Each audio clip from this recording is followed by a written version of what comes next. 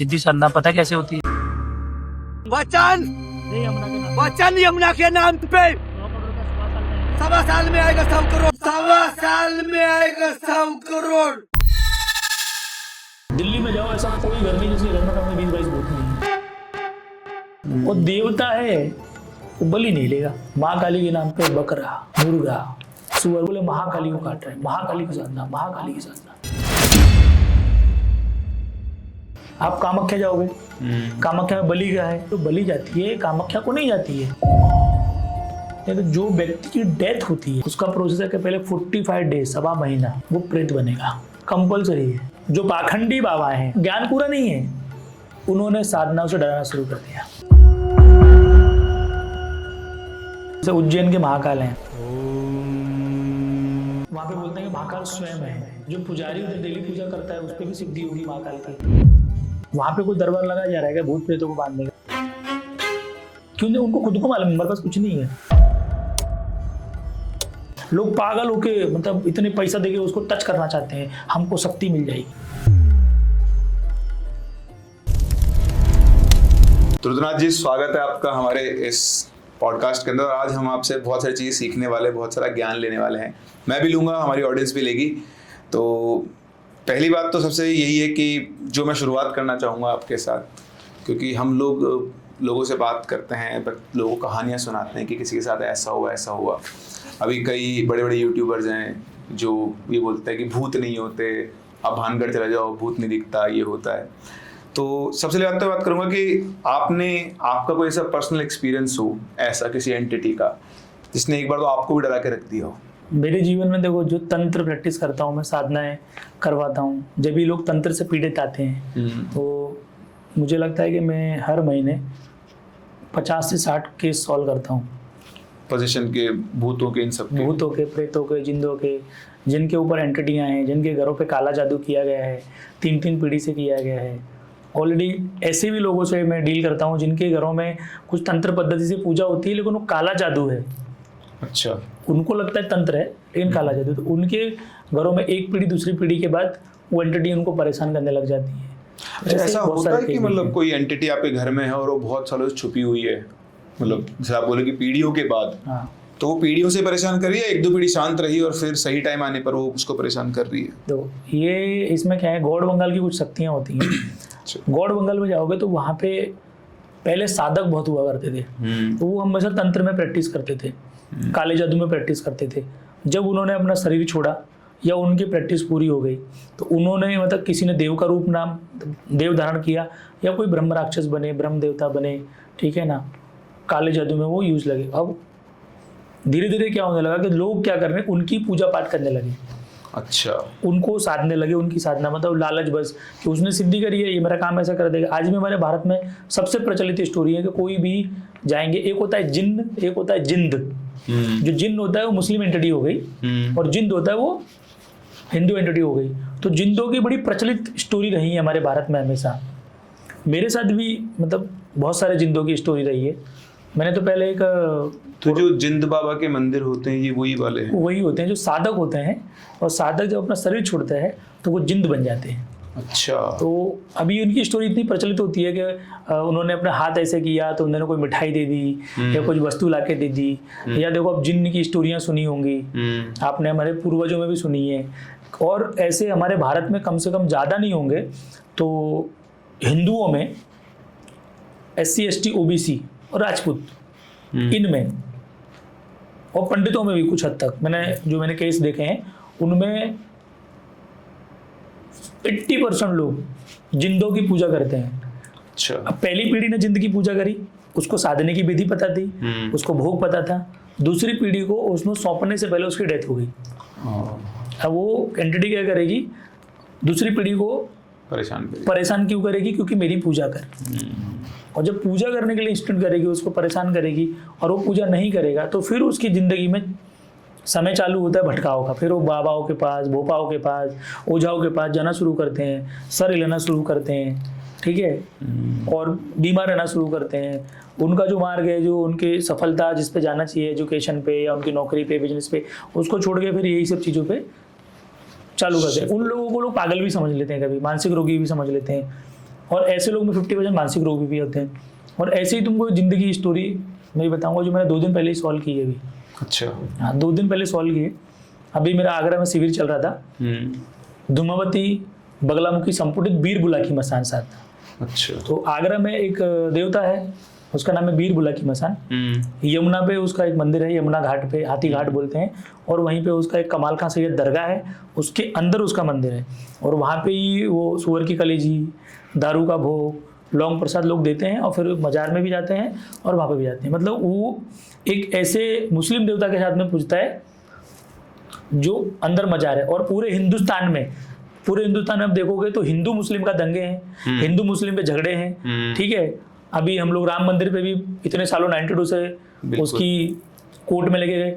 यहाँ पे प्रैक्टिकल अंदर मंदिर है एक कालका माता का। अच्छा। अभी वो लोगों ने शिव जी का शिवलिंग स्थापना की है। और बीर बुलाकी का मंदिर है एकदम टच होके किससे, मस्जिद से। और राउंड में पूरा वो 20 बीघा में या 15 बीघा में जमीन है जिसका ऊपर राउंड शेप है। ना तो उसको कोई डेवलप करता, ना कोई सरकार टच करती, ठीक है। और उसके बारे में हर सरकार को पता है, यूपी का जो सीएम बनता है उसको भी पता है। अच्छा। लेकिन उसको कोई छेड़ता नहीं है क्योंकि इतनी खतरनाक एंटिटी है। तो वहां पे मैं साधना करा रहा था, बीर बुलाकी मसान की साधना करा रहा था मेरे शिष्यों को, और माता बगलामुखी की, और माता धूमावती को संपुटित किया था। तो जैसी उनकी पहले दिन, दूसरे दिन, तीसरे दिन की साधना हुई तो जो लोग तंत्र से ग्रसित थे, पहले जो शिष्य थे मेरे जो साधना करने हैं, तो जो नए शिष्य बने थे उनकी बता रहा हूँ कि वो पहले आए, उनका तंत्र उतारा हुआ नहीं था। और कारण ये था कि जो तंत्र उतारे में उनका जो खर्चा होना है वो उनके पास अवेलेबल नहीं। तो मैंने उनको बोला कि आप शिविर में आ जाओ। अच्छा। फिर शिविर में चौथे दिन से उनका सर हिलना शुरू हुआ, चीजें उसमें। तो बीर बुलाकी मसान से ही मैंने उनके घर के जिंदों को बांधा। और डेली हम लोग क्या कर रहे हैं कि हम लोग बगलामुखी का, धूमावती का और बुलाकी मसान का हम लोग हवन कर रहे हैं, उनके उतारे करते गए। वहां पे मेरे 4 शिष्य ऐसे हैं जिनके घर में 4-4 पीढ़ी, 5-5 पीढ़ी तंत्र है। एक शिष्य मेरा ऐसा है कि उसके खुद के मामा ने ही कम से कम ज्यादा नहीं तो 50 बार क्रिया करी है। और क्रिया भी सुअर की बच्ची काटे, सुअर के बच्चा काट के एक प्लॉट को लेके, सिर्फ उनकी दुश्मनी सिर्फ क्या है, एक प्लॉट को लेके। एक प्लॉट उसके मामा को चाहिए, जमीन का मसला है, और उसे घर में फेंक देना, उसे घर में गाड़ देना। 3-4 साल पहले उन्होंने क्या किया कि वो घर छोड़ दिया, उस तंत्र की वजह से दूसरे घर में आए। अच्छा। उनके जिंदगी का भटकाव खत्म ही नहीं हुआ। अब उनके जिंदगी में देखो, कोई बच्चा उनका एडमिट रहता है, कहीं माता जी एडमिट रहती है, कहीं भाई एडमिट रहता है, इनकम के सोर्स एकदम। उसके ऊपर से मैंने 7 चीजों को बांधे। एक उनके ऊपर खईस मतलब होता है कि जो उसका मामा था, उसके दादाजी थे जो तांत्रिक थे, उनको उन्होंने अपने घर में पूज लिया, उसको छोड़ा, जिंद को छोड़ा, मसानी को छोड़ा, मरगट की, बीर बुलाकी मसान को भी छोड़ा। ऐसे करके 7-8 एंटिटी छोड़ी और बार बार वो क्रिया करते रहे। फिर धीरे धीरे जैसे मैंने बुलाकी मसान को पहले समझा लिया, फिर उसने वो चीजें बदवाई। ऐसे मेरे साथ हर दिन कोई ना कोई केस आते हैं, हर दिन। हमारे यहाँ कोटा में भी जिंद बाबा की कहानी मेरे साथ हमारे एक फ्रेंड है वो आए थे, उन्होंने बताई थी। उनके रिलेटिव के साथ वो हुआ था। वो क्या थे, उनका कोई दोस्त था, पता नहीं किसने बताया था, वो परेशान थे बहुत। तो उन्होंने बताया था कि एक जगह है यहाँ पे कि वो छतरी है वहाँ पे जिंद बाबा की, तो वहाँ रात को जाओ और वहाँ दिया जलाना शुरू कर। तो वो रोज़ रात को वहाँ जाता था, दिया जलाता था।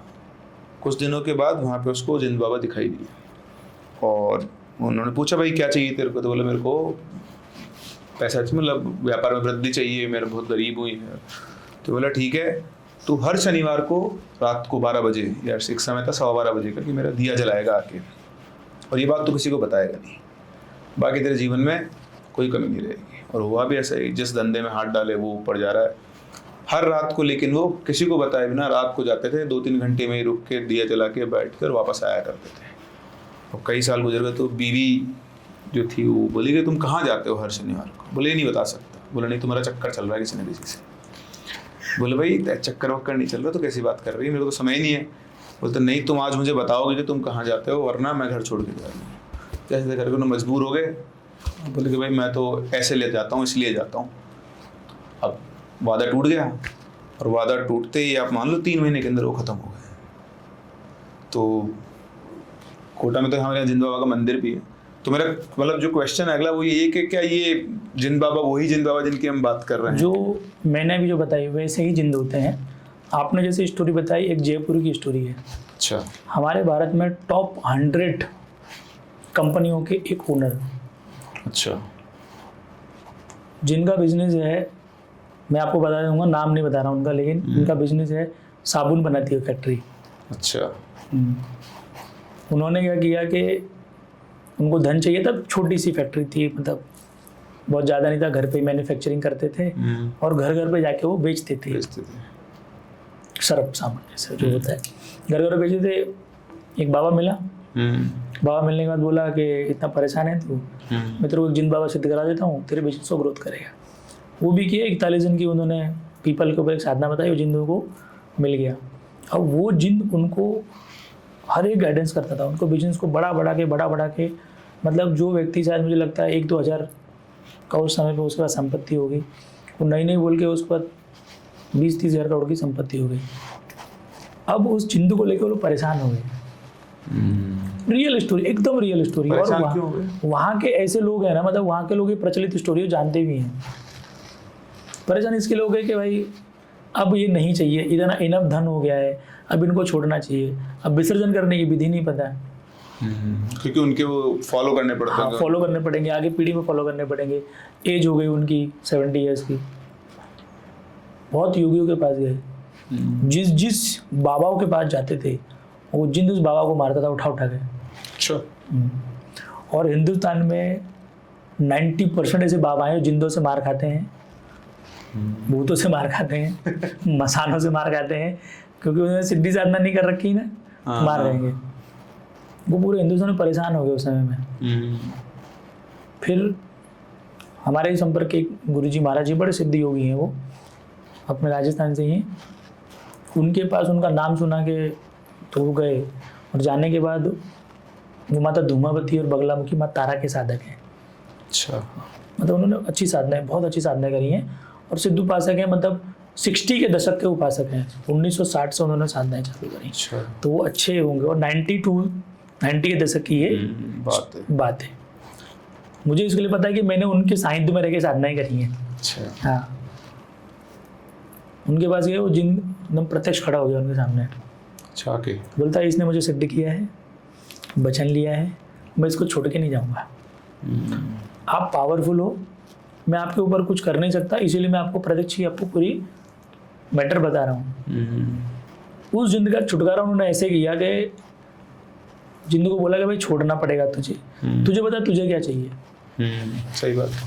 तो उन्होंने बोला कि मेरा एक शिव का मंदिर बनाओ। अच्छा। भगवान शिव का मंदिर बनाओ, और उस शिव के मंदिर में मेरा वहाँ बैठा दो, तो ही उनका चरण होगा। फिर उन्होंने 2-3-4 साल पहले तो जो उन्होंने अमाउंट बोली थी, मंदिर ऐसा बनाना पड़ेगा, तो आनाकानी की। फिर उनको पता था कि ये समस्या बहुत बढ़ने वाली है, फिर उन्होंने मंदिर बनाया और वहाँ की उसकी छोड़ दी। ऐसे आप देखोगे ना, पूरे भारत में जो तांत्रिक हुए, जो तंत्र में प्रैक्टिस करते थे, तो जो तांत्रिकों की तंत्र में प्रैक्टिस करते हैं, सबसे पहले उनकी रुचि आती है तंत्र में। जिंद, मसान, मसाणी, कण पिचासनी, यक्ष, गंधर्व, ऐसी एंटिटी जल्दी सिद्ध होती हैं, इसीलिए पहले वो कर लेते हैं। अब उनको ये नहीं पता कि वो तंत्र की प्रैक्टिस को छोड़ के तंत्र बोलते हुए वो आ रहे हैं काले जादू में, और काले जादू की प्रैक्टिस चालू करते हैं, और ऐसी एंटिटी जल्दी सिद्ध होती हैं, उसके कारण वो लोग सिद्ध कर लेते हैं। अब मैं आपको बता रहा हूँ कि ये जो एंटिटी है ना, ये अच्छा भी काम करती हैं और बुरा भी काम करती हैं। तो जैसे उनको भोग प्रसाद दोगे आप, अब समझो एक जिंद है और किसी के ऊपर कोई प्रेत है, तो जिंद के पावर ये होते हैं कि प्रेत को हटा देगा। तो उसमें कैटेगरी होती है, जैसे प्रेत कमजोर व्यक्ति होता है, कमजोर एंटिटी होती है। जिंद के 3 प्रकार होते हैं। जो व्यक्ति पावरफुल, मतलब शरीर से पावरफुल होता है या साधना की है, और युवावस्था में डेथ होती है, अच्छा। तो वो पूरा दिखता है जिंद। अच्छा, शरीर पूरा दिखता है। सही शरीर दिखेगा, उनकी मैनिफेस्टेशन पावर ज़्यादा होती है। शरीर कमजोर है, वो आधा उसका परछाई रूप में दिखेगा। और कोई व्यक्ति बहुत ज़्यादा फ्रस्ट्रेटेड है, सेक्सुअल ही बहुत ज़्यादा माइंड सोच है, और वो डेथ हो जाती है, तो वो जिन सेक्स करता है लेडीज़ों के साथ। जिंद या जिन? जिंद, जिन नहीं, वो जिंद सेक्स करता है। तो ये 3 तरीके की कैटेगरी होती है। अब उसमें जो सही जिंद होता है ना, वो पूरा दिखने वाला। अब इसमें क्या हो गया, एक ब्रह्म राक्षस बन जाएगा अच्छा। और एक जिंद बनेगा। अब जिंद का कैसा, जो जीवित व्यक्ति है उसी से उसकी सोच कैसी है, वैसे ही मरने के बाद उसकी सोच रहेगी। अच्छा। अब जो जिंद बाबाओं की पूजा करते हैं लोग, लोक देवता में आके, और जिनके मंदिर हैं वो सही काम करते हैं, लोगों का भला करते वो लोगों का भला करते हैं, और जिसकी प्रवृत्ति गलत है वो बुरा करते हैं। तो भोग लेकर गलत काम करते हैं। भोग लेने का क्या सिस्टम होता है? मतलब भोग लेके जिंदों की जो भोग होते हैं ना, एक सफेद मिठाई होती है, और पहले के जमाने में होता था, जैसे तंबाकू होती है, तंबाकू तो पहले के लोग हुक्का पीते थे। अपने राजस्थान का चलन है, हरियाणा का चलन है, पूरे यूपी का चलन है, और मुझे लगता है पूरे भारत में सब चलन था कि हुक्का पीने की। तभी ज्यादा सिगरेट नहीं हुआ करती थी, सिगरेट नहीं होती है तो। और राजस्थान में आज भी लेडीज भी होंगे तो भी बीड़ी पीती हैं, और जेंट्स भी होंगे तो भी बीड़ी पीते हैं, तो ये चलन है। तो उनका जो भोग होता था, क्योंकि वो एंटिटी के इंसान थे, साधक थे, तो या तो उनको बीड़ी तपाते थे, बीड़ी रख के, और एक मिठाई का भोग, सफ़ेद मिठाई, लड्डू, ऐसा। फिर वो अगर कोई दारू पीता है तो दारू भी लगाते हैं, ठीक है। और पहले हुक्का तपाते थे, फिर सिगरेट रिप्लेस हो गई, बीड़ी रिप्लेस हो गई वहाँ पे। तो आप देखोगे जिंदों को लोग है ना बीड़ी तपाते हैं, सिगरेट तपाते हैं, चिलम तपाते हैं, ऐसा है। तो नाथों की परंपरा में जाओगे, जैसे नाथ योगी होते हैं, तो नाथ योगी जब समाधि ले लेते हैं तो उनकी समाधियों पे ना बीड़ी ले चिलम तपाते हैं, चिलम, क्योंकि वो चिलम पीते हैं जीवित रहते हुए, ऐसे। तो ये उनका भोग प्रसाद होता है। हाँ, तो जो उनको उनके जीवन काल में पसंद था वही चीज उनको उनकी मृत्यु के बाद भी दी जाती होता है। ब्रह्म राक्षस के बारे में अपन बात कैसे, आपने बोला कुछ जिंद ब्रह्म राक्षस बन जाते हैं। देखो 2 तरीके के ब्रह्म राक्षस होते हैं। एक जो हमारे देवताओं के जो अपोजिट लड़ते थे राक्षस, उनमें से ब्रह्म राक्षस होते हैं। अच्छा, ठीक है, क्योंकि वो देवताओं के अपोजिट तो राक्षसी थे, तो राक्षस योनि के थे, तो हमेशा उनके दिमाग में रहा कि राक्षसों मतलब देवताओं को हराना है और देवताओं का आधिपत्य हमको लेना है। वो भी ब्रह्म राक्षस हो गए। और एक हो गए जो कोई व्यक्ति साधक है, गलत प्रैक्टिस करता है तंत्र की, काले जादू की, वो मरेगा तो ब्रह्म राक्षस बनेगा। अच्छा, हमने तो ये वाला सुना है कि भाई कोई आदमी था जो साधक भी था, तांत्रिक था, ब्राह्मण था, बढ़िया नॉलेज थी सब चीज़ों की, वेदों की, तंत्रों की, और उसको गलत चीज़ में काम में ले लिया तो वो ब्रह्म राक्षस योनि में चला जाता है। ये दूसरा टाइप जो आपने बताया वो तो आज पहली बार। एक्चुअली रियल यही है। अच्छा, रियल ये है। अब देखो साधक के ऊपर डिपेंड करता है कि उसको कितना नॉलेज है, कौन क्या बोलता है। लेकिन जो ब्रह्म राक्षस बनेगा उसको मंत्रों का नॉलेज होगी, 100% वो तांत्रिक पद्धति का व्यक्ति होगा, मतलब काला जादू जानता होगा। अपने भारत में एक चलन है, और हम लोग राजस्थान में, तो राजस्थान की बात करता हूँ, हमारे राजस्थान में हर घर में पहले भोपा हुआ करते थे। हाँ, अभी भी होता है गाँव। भोपा बाबा हर गाँव में होते हैं, हर घर में होते थे। डाकण और साकणी, डाकणी साकणी, जो शब्द निकला वो राजस्थान से निकला। तो वहाँ पे क्या होते थे कि जैसे पति तो प्रैक्टिस कर रहा है किसकी, तंत्र में, मतलब काले जादू की, पत्नी प्रैक्टिस कर रही है डाकण साकणी की। अच्छा, तो वो जाके शमशान में डाकणी की, मतलब जिंद भूत मेरे की साधना करके सिद्ध कर लेती थी। अब ये क्या हुआ कि अब सिद्ध कर ली तो इनको ये लोग क्या करते थे, अपने घरों में स्थान देते थे। तो आप देखो राजस्थान में, अधिकतर राजस्थान, हरियाणा, यूपी में ना घरों में एक छोटी सी ना जगह रख लेते हैं, पत्थर रख लेते हैं, और उस पर पूजते हैं, उनको भोग रख देते हैं। अब वहीं से चालू हो गया, क्या वो पूज लिया, स्थान दे दिया, अब इसको क्या करना पड़ेगा, अगली पीढ़ी में देके जाना पड़ेगा। तो जैसे ही किसी लड़का है हमारे परिवार में, उसकी शादी होगी तो बहू को उस प्रैक्टिस में डाल देंगे। अच्छा, अब जो चीजें हैं फिर अपने क्या करेंगे, वो अपने बेटे को प्रैक्टिस करेंगे, पास ऑन कर देंगे। ये ही चीजें जैसे यहाँ पे भोपा बोलते हैं, महाराष्ट्र में बुआ बोलते हैं, और फिर अपने यूपी में इनको बोलते हैं भगत। फिर अपने और ज्यादा यूपी के वैष्णव जाएंगे तो उनको बोलेंगे ओझा।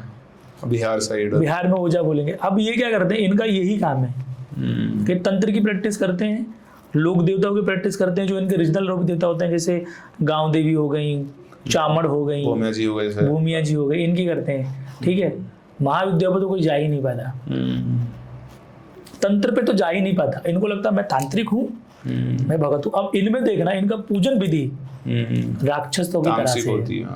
इनमें बलियां होंगी सुअर की, मुर्गे की, बकरे की, और फिर ये कुछ नहीं है तो अंडा देंगे। ब्लड इनको देना बहुत कंपलसरी। अब ब्लड कौन लेता है, राक्षस। आप देखो 10 महाविद्या में जाओगे तो माता छिन्नमस्ता का वर्ण मिलता है आपको, और माता छिन्नमस्ता का एक स्टोरी प्रचलित है, और माँ छिन्नमस्ता का फोटो भी है कि अपने शीश को उन्होंने काटा है, मतलब खड़ग से उन्होंने कट करके अपने हाथ में लिया है, और एक जो धार निकलती है खुद पीती हैं इसको खून को, और 2 अपनी गणिकाओं को पिलाती हैं। तो गणिकाओं का नाम है जया और विजया। अच्छा।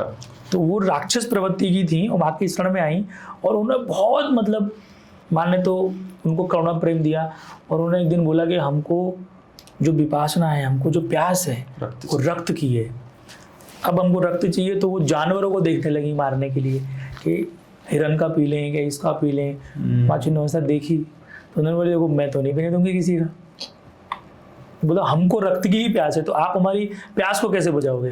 तब उन्होंने खड़ग से अपने मस्तक को काटा और मस्तक से उन्होंने उनको रक्त पिलाया। अब तुम एक चीज सोचो, मैं भारत के लोगों को यही समझाता हूँ, सभी जितने तांत्रिक प्रैक्टिस करता हूँ उनको समझाता हूँ, क्योंकि मेरे पास सीखने आते हैं सब, और जो गृहस्थ लोग हैं जो पूजा पाठ करते हैं उनको भी समझाता हूँ कि 10 महाविद्याओं में या कोई भी देवी देवता है और देवता है वो बलि नहीं लेगा, वो खून नहीं पिएगा। वो कौन पिएगा खून? राक्षस। वो पिएंगे इनके गण, क्योंकि भूत प्रेत इनके गण होते हैं, इनसे काम करते हैं। तो इनडायरेक्ट तुम माँ की साधना नहीं कर रहे हो, तो उनकी गणों की साधना कर रहे हो, और तुम ये सोच रहे हो कि तुम माँ की साधना कर रहे हो। हमारे भारत में सबसे गंदा चलन है एकदम, इतना गंदा चलन, वो क्या है?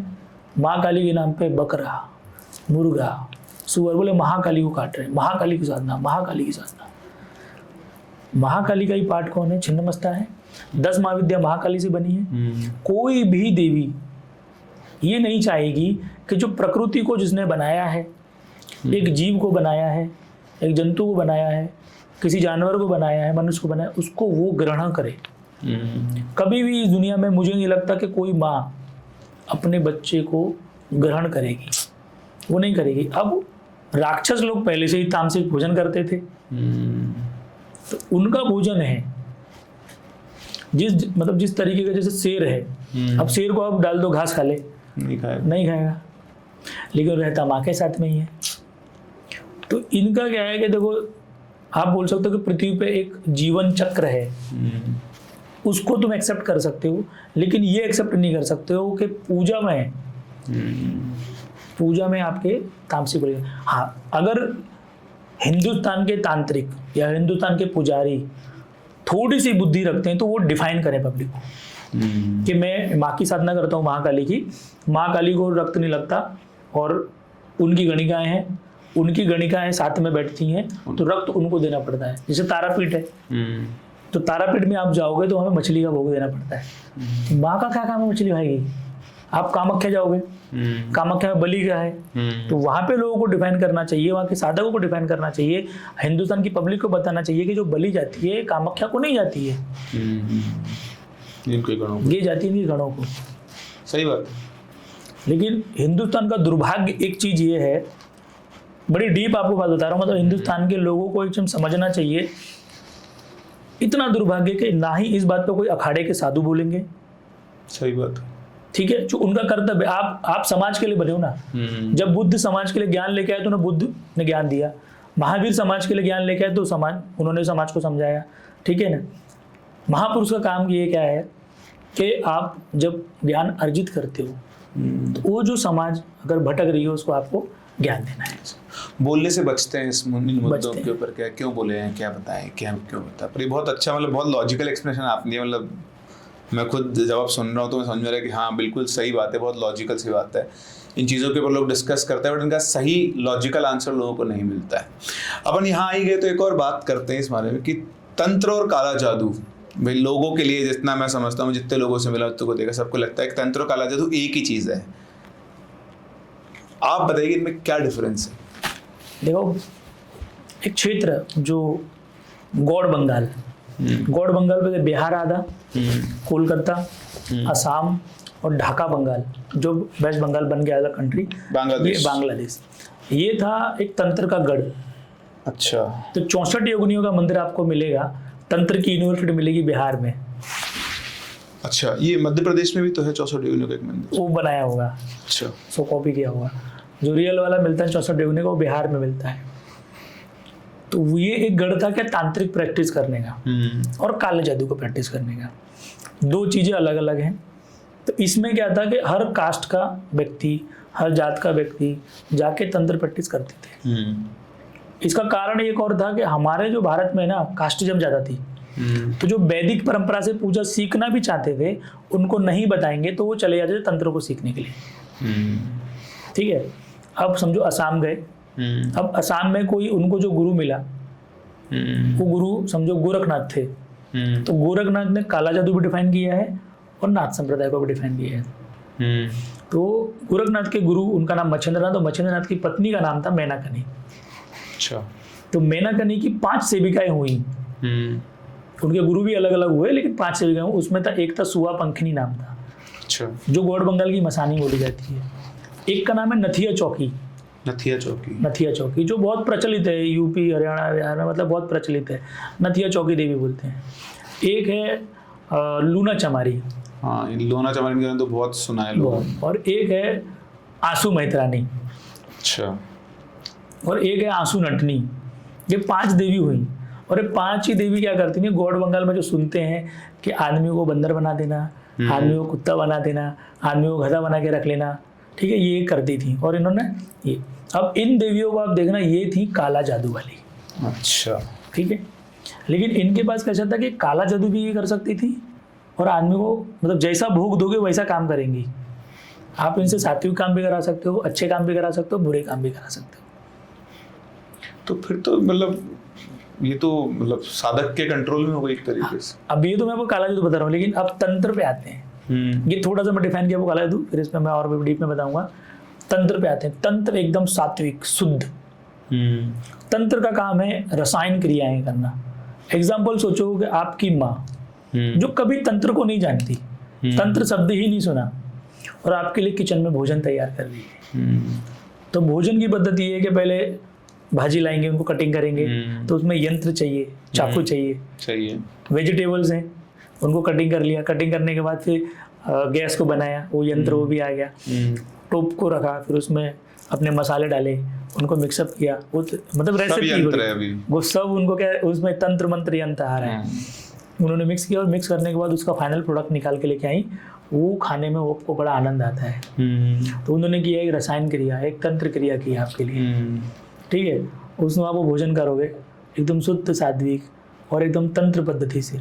जैसे कोई मूवी मेकर है, मूवी बना रहा है, तो उसमें कैमरा लगेंगे, उसको डायलॉग लगेंगे, उसको आर्टिस्ट लगेंगे, उसके ऊपर प्रिपरेशन करेंगे, तो ये तंत्र क्रिया हो गई। तंत्र एकदम शुद्ध सात्विक है। जितने भी मेरे गुरुजी बोलते थे कि मैं बोलता था कि गुरुजी हम जो विज्ञान है यही तंत्र है। बोलते नहीं, गलत बात, तंत्र ही विज्ञान है। अच्छा। उन्होंने हमेशा मुझे बोला कि तंत्र ही विज्ञान है। मैं बोलता ऐसा क्यों आप बोलते हो, तंत्र ही विज्ञान क्यों बोलते हो? बोला देख, सूर्य को बनाया किसी ने? मैं बोला नहीं बनाया। ये बात तो सत्य है। चांद को बनाया किसी ने? नहीं बनाया। पृथ्वी को बनाया किसी ने? नहीं बनाया। अच्छा, जितने मेटल्स जो इंजीनियर या मतलब साइंटिस्ट निकालते हैं, ये कहाँ से रिसर्च करते हैं? पृथ्वी से निकालते हैं ये लोग। बोला हाँ, मतलब प्रकृति ने सब कुछ दिया है, तो ये लोग कुछ अलग बनाए क्या बेटा? मैं बोला नहीं। तो जो प्रकृति ने दिया है, एक दो चीजों को ऊपर नीचे मिला के कुछ नया बनेगा, उसको बोलेंगे साइंस है। तंत्र ही साइंस है। मेरे को लगा कि भाई सूर्य को कोई बना नहीं सकता, और सूर्य ही जैसे हिंदू पद्धति में सनातनियों को लिए, और मैं तो बोलता सनातनी नहीं, किसी भी धर्म का हो, सूर्य की उपासना उसको करनी चाहिए। सूर्य प्राण जीवन देता है। अगर आपने एक पौधा लगाया, पौधे में पानी डाला, तो 4 एलिमेंट्स उसके पास अवेलेबल हैं, वायु, जल, पृथ्वी और आकाश। उसके पास अग्नि तत्व अवेलेबल नहीं है, सूर्य की ऊर्जा अवेलेबल नहीं है, वो प्लांट मर जाएगा। आप कोई व्यक्ति अब देखोगे वो कभी धूप में नहीं जाए, मुरझाने लगेगा, मर ही जाएगा, काम नहीं कर, विटामिन डी नहीं बनेगा ना बॉडी में। हाँ, तो ये तंत्र है। अब तंत्र में आप बताओगे कहाँ बली है? अब जो उपासना होती है, तंत्र पद्धति की उपासना जो करते हैं, जो ऋषि मुनि करते थे, मार्कंडे ऋषि तंत्र पद्धति से साधनाएं करते थे, जिन्होंने दुर्गा सप्तशती लिखी, तो वो मार्कंडे पुराण लिखी थी, अभी दुर्गा सप्तशती बोलते हैं उसको। तांत्रिक मंत्र पहले उच्चारण उसमें हुआ, और हमारे वेदों में जो बीज मंत्र आते हैं वो आते हैं। उन्होंने वेदों का सार लिख के उनको माता दुर्गा ने प्रतिष्ठित किए थे, उनको ब्रह्मांड का ज्ञान हो गया 5 वर्ष की आयु में। तो उन्होंने वेद अध्ययन भी नहीं किए थे, उन्होंने सीधा लिख दिया। आज दुर्गा सप्तशती के ही मंत्रों को 100% तांत्रिक और 100% वैदिक लोग जिनके अनुष्ठान करते हैं वो करते हैं। बोलेंगे तो नवदुर्गा चंडी पाठ करा लो, दुर्गा सप्तशती पाठ करा लो, दुर्गा सप्तशती हवन करा लो। हमें सुना होगा आपने। हाँ सुना है। कोई बोलता है कि रामायण हवन करा लो, भगवत गीता हवन करवा लो। कोई सब बोलते हैं आप दुर्गा सप्तशती का हवन कराओ। ठीक है। तो जो तांत्रिक पद्धति उन्होंने मंत्रों की रचना की तो उसमें साउंड बड़ा इफेक्टिव था।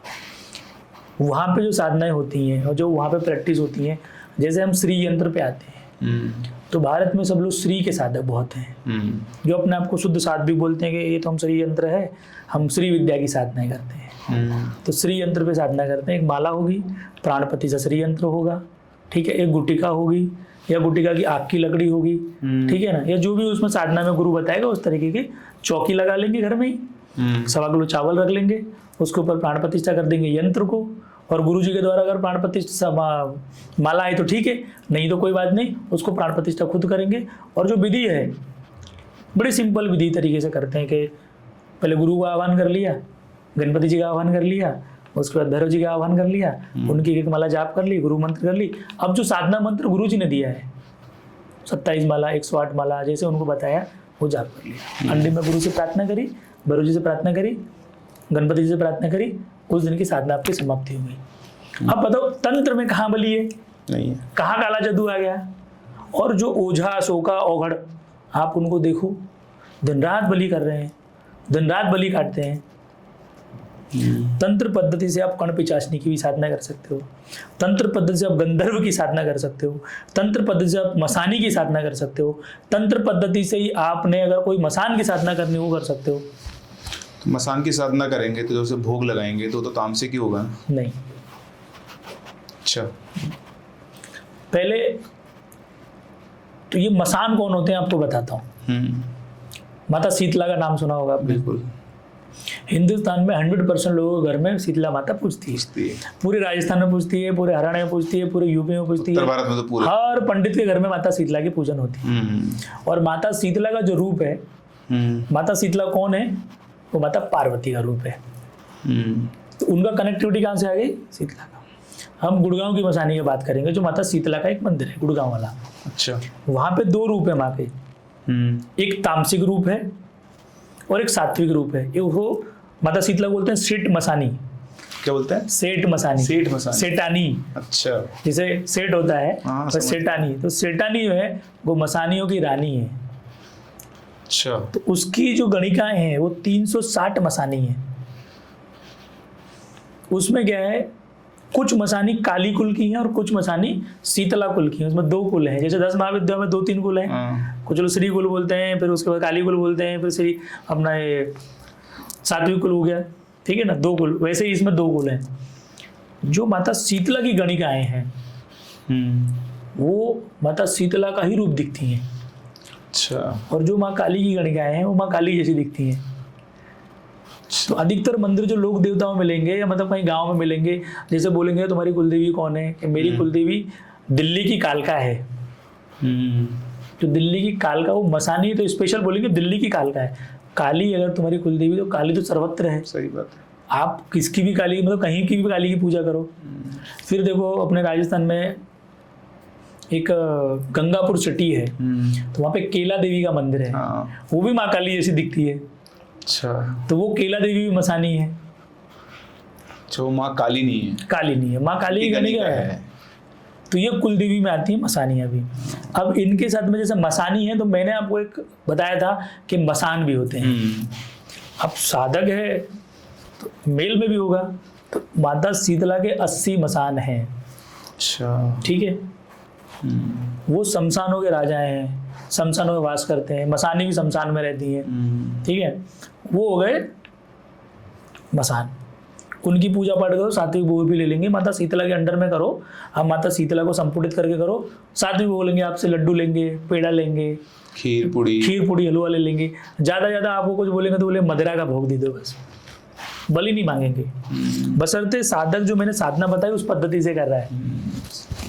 अब दूसरे मसान जो होते हैं, अब बोला तेलिया मसान, तेलिया मसान मतलब तेली। अच्छा, जो तेल निकालते हैं, तेली की खोपड़ी पे उसको सिद्ध करते हैं। अच्छा, तो वो 80 मसानों में से नहीं है। अच्छा। वो क्या है, वो ऐसा मसान है कि जो छोटे बच्चे जो होते हैं, जिसको महाराष्ट्र में मुंजा बोलते हैं, हाँ, और यहाँ पे कच्चे कलवे बोलते हैं, हाँ। ठीक है। वो जो कच्चे कलवे होते हैं ना, उनको मसान बोला जाता है। अच्छा। तो जो 12 साल के नीचे का व्यक्ति होगा, जिसकी डेथ होती है बच्चे की, उसको क्या करते, तांत्रिक है ना, उस बच्चे को निकाल के पेड़ पे गाड़ के, पेड़ के ऊपर लटका के, पीपल के पेड़ पे या फिर बरगद के पेड़ पे, या फिर हमारा कीकर होता है एक, और एक पेड़ होता है जिसको हम लोग बोलते हैं ये लंबे लंबे उसमें दांत होते हैं, बबूल का पेड़, बबूल के पेड़ पे लटका के, बोड़िया बोलते हैं। तो उसके नीचे लटका के एक दिया लगाएंगे, कुछ मंत्रों की चंटिंग करते हैं जो उनके पास गुरु परंपरा से मिले, या वैसे भी मसान को आह्वान करेंगे, क्रिया करेंगे तो भी आ जाता है। वो ज़्यादा 1 घंटे का प्रोसीजर है, वो उसकी आत्मा उसको सिद्ध कर लेंगे। अच्छा। फिर बच्चे को उतार के जहाँ से निकाला वहीं पे रख देंगे। तो वो उसी बच्चे की आत्मा होती है, मसान को उसके शरीर में बुलाया जाता है? नहीं, वो बच्चे की आत्मा जो है वो कच्चा कलवा बनता है और वो कच्चा मसान बनता है। अच्छा, ठीक है। और जैसे किसी की मृत्यु होती है, चाहे वो बच्चा हो चाहे बड़ा हो, तो इस पे बहुत इंपॉर्टेंट और बहुत इंटरेस्टिंग क्वेश्चन मैं पूछना चाहूँगा, जो हमारे गरुड़ पुराण में भी कहा जाता है कि 13 दिनों की जो विधि होती है, तो कैसा होता है कि आदमी की अगर मान लीजिए अकाल मृत्यु हो गई, वो मरना नहीं चाहता और वो मर गया, तो क्या उसकी आत्मा शरीर के आसपास ही घूमती रहती है? देखो 45 दिन 45 डेज वो एंटिटी जो है वो प्रेत योनि में रहेगी। अगर उसका समय मतलब आप कोई सिद्ध योगी भी, कोई मतलब समझ लो कितना बड़ा भी ऋषि हो, कितना बड़ा मुनि हो, जब उसकी डेथ होगी वो धरती पे होगी, तो पहला उसका प्रोसेस है, धरती का नियम है, हम मृत्यु लोक में रहते हैं, शिव लोक में नहीं है, नारायण लोक में नहीं है, सूर्य लोक में नहीं है। अब हम ऐसे लोकों में हो जहाँ पे मृत्यु संभव नहीं है, तो वहाँ पे अमर बोला जाएगा। हम मृत्यु लोक में रहते हैं, तो मृत्यु लोक में जो भी कोई भी पुरुष आया, सतपुरुष आए, जितने बड़े मतलब बड़े पुरुष आए, आप समझ लो भगवान कृष्ण आए, पुरुषोत्तम आए, उनकी भी डेथ हुई है। देखो सही बात, भगवान राम की डेथ हुई, भगवान कृष्ण की डेथ हुई, महावीर की डेथ हुई, बुद्ध की डेथ हुई। आप कोई भी ऋषि मुनि देख लो, उनको शरीर छोड़ के जाना पड़ा, और शरीर छोड़ने के कारण उनको शरीर छोड़ने के लिए उनको मृत्यु, उनका दाह संस्कार हुआ या उनको समाधि दी गई। तो जो ये जहाँ पे रहते हैं, आप समझो कि हम मृत्यु लोक में रहते हैं, तो जो व्यक्ति की डेथ होती है उसका प्रोसेस है कि पहले 45 डेज, 1.25 महीना वो प्रेत बनेगा। अच्छा, ठीक है, ये कंपलसरी हर एक के लिए या अकाल मृत्यु वालों के लिए? कंपलसरी है, चाहे बूढ़ा मरे, पूरी उम्र करके मरे, वो भी। वो 45 डेज प्रेत बनेगा। प्रेत बनने के बाद है ना, वो 13-14 दिन जो विधि होती है 14 दिन की, पहले 3 दिन तो अपने घर में बैठा रहेगा, अपनी मृत्यु को देखेगा, अपनी लाश को देखेगा, ऐसे पड़ी है, और उसके अंदर जाने की भी कोशिश करता है कि मैं जिंदा हो जाऊं, तो जा नहीं सकते। ठीक है, फिर जब उनका मृत शरीर को वो लोग जला देंगे, वो समझ लेता है कि मेरी डेथ हो गई है, उसके बाद 13-14-15 दिन अपने परिवार को देखेगा, फिर जाएगा बाहर, भटकेगा, शमशान में भटकेगा। अगर उसने सही में सत्कर्म किए हैं, अपने जीवन में भजन किया है, किसी के लिए परेशान नहीं किया, तांत्रिक पद्धति की पूजा नहीं करी है, या तंत्र की पूजा करी, तो वो तो मोक्ष होगा। अगर काला जादू किया है उसका मोक्ष नहीं होगा। अब वो व्यक्ति सबसे पहले अगर या तो उसने सत्कर्म किए हैं, तो वो प्रेत योनि से मुक्त होकर जाएगा नाग योनि में। अच्छा, जिसको हम लोग बोलते हैं कि पाताल लोक। नाग लोग कहाँ रहते हैं? धरती के नीचे रहते हैं, घर बना के, तो वो पाताल, मतलब धरती के नीचे पाताल माना जाता है। ठीक है ना, तो नाग योनि में जाएगा। अब देखो एक स्टोरी लीड करो कि जितने भी महाराष्ट्र, जितने भी राजस्थान में लोक देवता हुए या आपके पितृ देवता हुए, जब आपको दर्शन देते तो किस रूप में देते हैं? मतलब आपके जो पितृ हैं वो अब सर्प योनि में है। गंगा जी महाराज जब दर्जेंगे, तेजा जी महाराज, ये लोग दर्शन देते किस में देते हैं? नाग रूप में। अब ये माना जाता है कि ये लोग नाग अवतारी थे, चलो ये मान लेते हैं, लेकिन जो पितृ तुम्हारे देते हैं दर्शन नाग के रूप में, ये तो नाग अवतारी नहीं है ना? नहीं है। तो ये क्यों देते हैं पितृ के मतलब नाग के रूप में दर्शन? मतलब ये लोग अभी नाग योनि में है, यहां से मुक्त होंगे नाग योनि से, हाँ, तो जाएंगे सूर्य लोक में।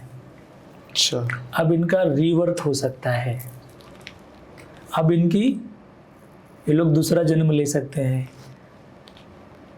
अब यहाँ पे पितृ बनेंगे वो, यहाँ से पूरे लोक आपको, में। हाँ, यहाँ से आपको आशीर्वाद देना शुरू करेंगे पितरों की। तो पितरों की महिमा इतनी बड़ी है कि 16 कनक आते हैं पितृपक्ष आते हैं, 16 दिन पूजा करते हैं। आज का चलन हो गया कि 16 दिन नहीं, कहीं पहले कर देगा कोई बाद में कर देगा, श्राद्ध कर देगा, त्रिपिंडी श्राद्ध कर देगा, ज़्यादा ज़्यादा क्या करेगा, उनके तर्पण कर देगा, यही करते हैं। सबसे बेस्ट तरीका है कि आप अपने पितरों की 16 दिन जीवन में एक बार आपके पितरों की साधना कर लो। अच्छा, 33 माला सुबह जाप कर लो, 33 माला शाम को जाप कर लो। और माला में क्या मंत्र क्या करें? मंत्र देखो, ये तो गुरु परंपरा के हैं, तो ये जो साधना करना चाहता है उसको बताए जाते हैं। सार्वजनिक बताएंगे तो लोग बोलते हैं कि भाई इन मंत्रों का कोई अर्थ ही नहीं है। जैसे आपने सुना रहेगा जब गुरु परंपरा से बोलते हैं कि गुरु ब्रह्मा, गुरु विष्णु, गुरु देवो महेश्वर, गुरु साक्षात परम ब्रह्म, तस्मै श्री गुरुवे नमः, ध्यान मूलम गुरु मूर्ति। आपको ध्यान करना चाहिए तो गुरु मूर्ति, पूजा मूलम गुरु पदम, जब आपको पूजा करनी चाहिए स्टार्ट करें तो गुरुओं के पूजा मतलब पैरों से, ध्यान मूलम गुरु मूर्ति, पूजा मूलम गुरु पदम, मंत्र मूलम गुरु वाक्यम। तो जो गृहस्थी व्यक्ति है, साधु व्यक्ति है, शिष्य है, उसको कौन से मंत्र जाप करने चाहिए? जो गुरु के मुख से मिले हैं। मंत्र मूलम गुरु वाक्य, मोक्ष मूलम गुरु कृपा। तो या तो ऐसा व्यक्ति जो आके हमसे पर्सनली वो मंत्रों को ले, विधि को ले, तो उनको दिया जाता है, क्योंकि 3 बार मंत्र बोला जाता है, दिया जाता है, या फिर शिष्यों को दिया जाता है। अब इंटरनेट के मंत्र इसीलिए लोगों पे काम नहीं करते। तो मैं बैक टू टॉपिक आता हूँ कि जो व्यक्ति की डेथ हो गई तो पहले जाएगा सूर्य लोक में, हुई तब जब उसने सात्विक कर्म उसकी किए, कर लिए सात्विक कर्म कर लिए। अब इनको मुक्त करने का भी विधि यही है कि समझो तुम्हारे पितृ प्रेत हैं, तो आपको प्रेत से मुक्त करने के लिए किसी भी एक परिवार के सदस्य को, पुरुष को ही अपने पितरों का मोक्ष करना है, अपने पितरों को सूर्य लोक तक पहुंचाना है। तो दुर्जटा साधना करनी चाहिए, भगवान शंकर की जटाओं की साधना, क्योंकि भगवान शंकर की जटाओं पे शमशान में भूत प्रेतों का वास होता है। तो वो साधना करके वो क्या करेंगे, प्रेत योनि से मुक्त हो जाएंगे। और भगवान शंकर का जो नाग है उसका नाम है वासुकी नाग, और वो नाग पृथ्वी लोक में जो नागलोक आता है, जो हम लोग पाताल लोक बोलते हैं, उसका क्या है, राजा है। तो उसकी साधना करके उसको वहां से अपने पितरों को मुक्त करना चाहिए। सूर्य में जाएंगे, पहले पितर बनेंगे, तो आपको बड़ा पावरफुल आशीर्वाद देंगे, क्योंकि आपने मुक्त किया ना, तो आपको आशीर्वाद देंगे। जो पितृदोष होता है जहाँ पे लोग परेशान, यहीं से पितृदोष आता है, यहीं से लोग परेशान होते हैं। पितृ खुद परेशान करते हैं उनको, तंत्र क्रिया खुद पितृ करवाते हैं, उनको दरिद्र पितृ बनवाते हैं, क्योंकि तो वो परेशान है ना। मतलब इसके जो सिम्टम्स जो दिखना शुरू होते हैं, प्रभाव, पितृदोष के प्रभाव, जैसे कई लोग, जैसे मैं आपको ऑनेस्टली बताऊं, मैं तो खैर स्टोरीज सुनाता हूँ, लेकिन कई बार लोग मेरे पास आते हैं, बोलते हैं हमारा कोई काम नहीं हो रहा, हम बीमार रहते हैं, तो मैं उनसे बोलता हूँ अगर शायद तुम्हारे पर पितृदोष है, ऐसा लगता है, कुछ ऐसे कारण दिखते हैं, तो वो सही कारण क्या होता है, कैसे दिखता है प्रभाव कि यार मेरे घर में पितृदोष है। जैसे कई लोगों को तो पता ही नहीं होगा कि मेरे पितृ भी हैं। आजकल मॉडर्न जमाना इतना हो गया है कि लोगों को पता ही नहीं है कि मेरे पितृ हैं या नहीं है। कुछ लोग आलस के मारे उनकी पूजा नहीं करवाना चाहते, उससे मुक्त नहीं होना चाहते। तो सबसे पहले अगर लोगों को कारण पता लग जाए कि पितृदोष का कारण, मतलब पितृदोष के प्रभाव ये है, बड़ा एक गुड रहस्य। और ऐसा आपने क्वेश्चन किया है ना कि ये आज भारत की जनता को रिक्वायरमेंट है ट्रीटमेंट के हिसाब से। पितरों के सिम्टम दिखेंगे, घर में व्यक्ति बीमार रहना, जो इनकम है आपको 1 लाख रुपए की जरूरत है मंथली आपके एक्सपेंसेस की, आपको 50,000 मिलना, 80,000 मिलना, 20,000 कर्जे में रहना, ऑलवेज कर्जे में बने रहना, शरीर पे बीमारी हमेशा बनी रहना, विचार ज्यादा करना, व्यक्ति मृत्यु के विचार आना, और उसके घर में दरिद्रता बनी रहना, साथ में तंत्र प्रयोग रहना, मतलब काले जादू को लेके आना, और उनके घरों में भूत प्रेतों का वास होना। तो पितृ क्या करते हैं, खुद ही भूत प्रेत होते हैं। वो जैसे हमारी एक दुनिया है, ऐसे सूक्ष्म शरीरों की एक दुनिया है। जैसे मेरा कोई मित्र है तो उनके भी मित्र बनते हैं। बिल्कुल। तो वो अपने मित्रों को पकड़ पकड़ के लाते हैं, बोला चल इसको मार, मैं भी मार रहा हूँ तू भी मार। तो इसीलिए पितरों की साधना करके उनको आप ये जो वही बोल करना रहे हो ना, चाहिए। मतलब मैं देख रहा हूँ ऐसे कुछ केसेस देखे, मतलब मैं रिलेट कर पा रहा हूँ। मतलब मेरा सवाल भी इसीलिए है, शायद आपसे सवाल किसी ने पूछा हो, मुझे नहीं पता, बट मैं इसीलिए पूछ पा रहा हूँ कि मैंने ऑब्जर्व की ये चीज़ लोगों की लाइफ में, और जो आप बोल रहे हो ना ऐसा होता है उनके साथ। बड़ी आपको एक बड़ी इंटरेस्टिंग फैक्ट बताता हूँ। मैं 2 दिन पहले मतलब आगरा में था, तो एक वैष्णव संप्रदाय को फॉलो करने वाली एक लेडीज मेरे एक शिष्य ने भेजे कि मेरी सासू माँ है, आप जाके इनसे थोड़ा बात कर लीजिए, उनके बताओ इनका समस्या क्या है। तो मुझे आए, मैंने बोला कि तुम्हारे लड़के की कुंडली दिखाओ। पहले कुंडली मैंने मेरे बनवाई और फिर बाद में मैंने उनको चेकिंग किया। मैं ऑरा चेकिंग करता हूँ अच्छा।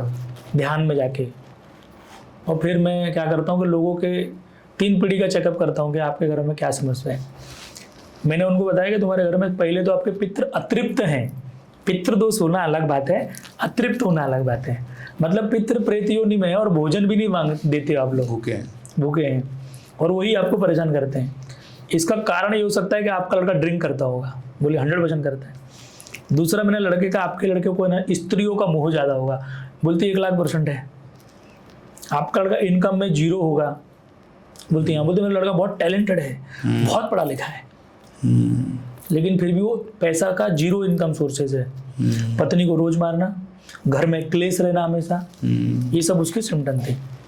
मैंने उनको बोला कि आप एक काम करो, आपका ट्रीटमेंट ऐसा है कि आप अपने लड़कों के लेके, उसमें एक्चुअली उसका एक एक्सीडेंट भी होने वाला था बहुत भयंकर। तो मैंने उनको बोला कि आप अपने लड़के को बोलो, या उनका पिताजी हैं तो उनको बोलो 16 दिन की आप पितरों की क्रिया करो। वो नहीं जी, वो तो नहीं कर सकते क्योंकि हम वैष्णव हैं, हम भगवान कृष्ण की पूजा करते हैं। तो वो बोलते हैं कि मैं तो एक ही की पूजा करूंगा। ठीक है, उनका लड़का पूजा करता भी था? नहीं करता, वो पूजा नहीं करता। वो इस तरीके के दिन में वो पूजा छूट जाती है व्यक्ति की। मुझे बोला कि पूजा नहीं कर सकते। मैंने बोला क्यों नहीं कर सकते? तो बोल रहे हैं कि नहीं, हम लोग वैष्णव हैं, वो एक ही को मानते हैं, भगवान कृष्ण को मानते हैं। मैंने कि मूर्ख हो, एक बात बताओ। फिर तो मुझे थोड़ा सा क्रोध भी आ गया। मैंने जब कृष्ण के जीवन में पितृदोष था तो उनके गुरु सांदीपन ने उनको बालपन में ही, जब उनको शिक्षा ले रहे थे आश्रम में, तब उन्होंने पितृष्टि यज्ञ करके और उनके पितरों को मोक्ष करने की क्रिया और साधना उन्होंने कृष्ण को करवाई। जब कृष्ण ये कर रहे हैं तो तुम कृष्ण हो क्या? सही बात है। भगवान राम जब रावण से लड़ने गए, ठीक है, तब वो पितृष्टि यज्ञ करके गए, अपने पितरों को बना के गए, पितरों का आशीर्वाद लेके गए कि मैं रावण पे विजय प्राप्त करूं। तो तुम राम हो क्या? नहीं हो। तो तुम्हारी औकात क्या है? मतलब तुम राम नहीं हो, कृष्ण नहीं हो, तुम बोलते पितृ की साधना नहीं कर सकते। तो हमारे भारत में ना 2 संप्रदाय हैं, एक वैष्णव है और एक शैव है। शैव थोड़े से शैव परंपरा से रहते हैं, कुछ भी खा लेते हैं, वो फ्रीडम बहुत मिलता है। विष्णु को फ्रीडम नहीं है। तो कांदा लहसुन मत खाओ, एकदम वेजिटेबल रहो, 16 माला सुबह जाप करो, पूरे दिन में 16 माला जाप करो, ठीक है। उनके अपने चोचले हैं। वैष्णव संप्रदाय में 98% लोग मनस्थिति से मानसिक रोगी हैं। क्योंकि जब कोई शैव व्यक्ति होता है, जब कोई भगवान शिव की पूजा करने वाला व्यक्ति होता है, कोई नाथ होता है, कोई उदासीन होता है, कोई प्रॉपर रियल तांत्रिक होता है, जब उनको बोलेगा कि आपकी समस्या घर में ये है कि पितरों का दोष है, या पितृ अतृप्त है, या पितृ प्रेत बन के आपके घर में बैठे हैं, पितृ आपको परेशान कर रहे हैं, आप पितरों की क्रिया करो, तो कभी जीवन में नहीं करेंगे वो। पहला कारण यही है, किसी ग्रस्त व्यक्ति के जीवन में काला जादू होना, उसके घर पे किसी प्रकार की ऐसी समस्या होना, जो इनकम नहीं हो रही, सफलता नहीं आ रही उनके जीवन में, नौकरी कर रहे हैं लेकिन नौकरी मन नहीं लग रहा, 50,000 रुपए का टैलेंट है कमाने का, 20,000 ही कमा रहे हैं। पहला सिम्टम, आंख बंद करके आप देखोगे उसके जीवन में पितृ अतृप्त होंगे। दूसरा, उनका कुलदेवी कुलदेवता। तीसरा, किसी व्यक्ति ने समझो कोई काला जादू की क्रिया कर दी है, कोई मसान छोड़ दिया है, कोई प्रेत छोड़ दिया है, या उनके पूर्वज तांत्रिक पद्धति से थे जो पूजा करते थे उसको फॉलो नहीं कर रहे हैं, ठीक है ना। उन लोगों के जीवन में ऐसी क्रिया मिलेंगी। सही बात है। तो कभी भी उन लोग साधना मार्ग पे नहीं आते। पर साधना मार्ग पे आ भी नहीं सकता ना एक नॉर्मल आदमी। तो वो कैसे आएगा? मतलब नॉर्मल गृहस्थ है, वो अपने जीवन के प्रपंच में पड़ा हुआ है, उसे सबसे पहले अपनी प्रॉब्लम का सॉल्यूशन चाहिए उसको। जब आप मतलब अदरवाइज नहीं कहूँगा, बट जब आप उससे कहो कि भाई तू 10 दिन की साधना कर, तेरे को ये करना पड़ेगा, वो पहले दिन के बाद ही भाग जाएगा। जैसे मैं पढ़ाता हूँ बच्चों को, जेई और नीट की तैयारी करते हैं बच्चों को, तो कई बच्चों को ये होता है कि सर मेरे को सेलेक्ट होना है। अब भाई तेरे को सेलेक्ट होना है तो तेरे को रोजाना 10-12 घंटे बैठ के मेहनत करनी पड़ेगी, पढ़ाई करनी पड़ेगी। तो पहले दिन आएगा, ज्ञान लेगा कि हाँ ऐसा ऐसा कर लूँगा मैं, पर 10 दिन के बाद उसकी पट्टी डावट हो जाती है। 10 दिन बाद वो 3 घंटे बैठ के नहीं पढ़ पाता है। लेकिन जो साल भर बैठ के, ये भी एक तरह की साधना ही है, हर दिन 10 घंटे 12 घंटे बैठ के पढ़ रहा है, दुनिया से कट होकर, अपना आइसोलेट होकर, और 1 साल बाद उसको रिजल्ट मिलता है। तो जो मैं समझ पाता हूँ कि लोगों को साधना में क्विक रिजल्ट चाहिए, 2 दिन में, 3 दिन में, 4 दिन में ऐसा रिजल्ट मिल जाए। देखो, मैं आपका साधना का एक प्रारंभक और पूरे भारत की जनता को मैं बताना चाहूँगा आपके माध्यम से, आपके चैनल के माध्यम से, साधनाएं बड़ी अबोध होती हैं, सिंपल एंड बड़ी स्वीट। अच्छा। और साधना सिर्फ और सिर्फ हमारे ऋषि मुनियों ने जो बनाई है वो गृहस्थियों के लिए बनाई है। सबसे बड़ा मिथ, झूठ ये है कि साधना कोई कर नहीं सकता। अच्छा। मतलब अभी तक तो लोग यही कहते हैं कि भाई कोई गृहस्थ आदमी को मतलब साधना कर ही नहीं सकता है। हाँ, मैं अभी आपको साधना का डिफरेंस बताता हूँ कि कौन कौन सी साधना करनी चाहिए, कौन सी नहीं करनी चाहिए। गृहस्थों के लिए एक्चुअली साधनाएं हैं। हमारे ऋषि मुनियों ने हमारी समस्याओं को सॉल्व करने के लिए, बड़े बड़े साइंटिस्ट हैं हमारे ऋषि मुनि, उन्होंने मंत्रों की रचना करी, उन्होंने ऐसे ऐसे मंत्रों की रचना करी जिससे ऐसे ऐसे साउंड निकले कि कौन सा शब्द से कौन सी ऊर्जा उत्पन्न होगी, वो जब वो व्यक्ति सुनेगा तो उसके मन पे क्या असर पड़ेगा, शरीर पे क्या असर पड़ेगा, फिर उसको सुनने के बाद उसके जीवन में क्या प्रभाव पड़ेगा।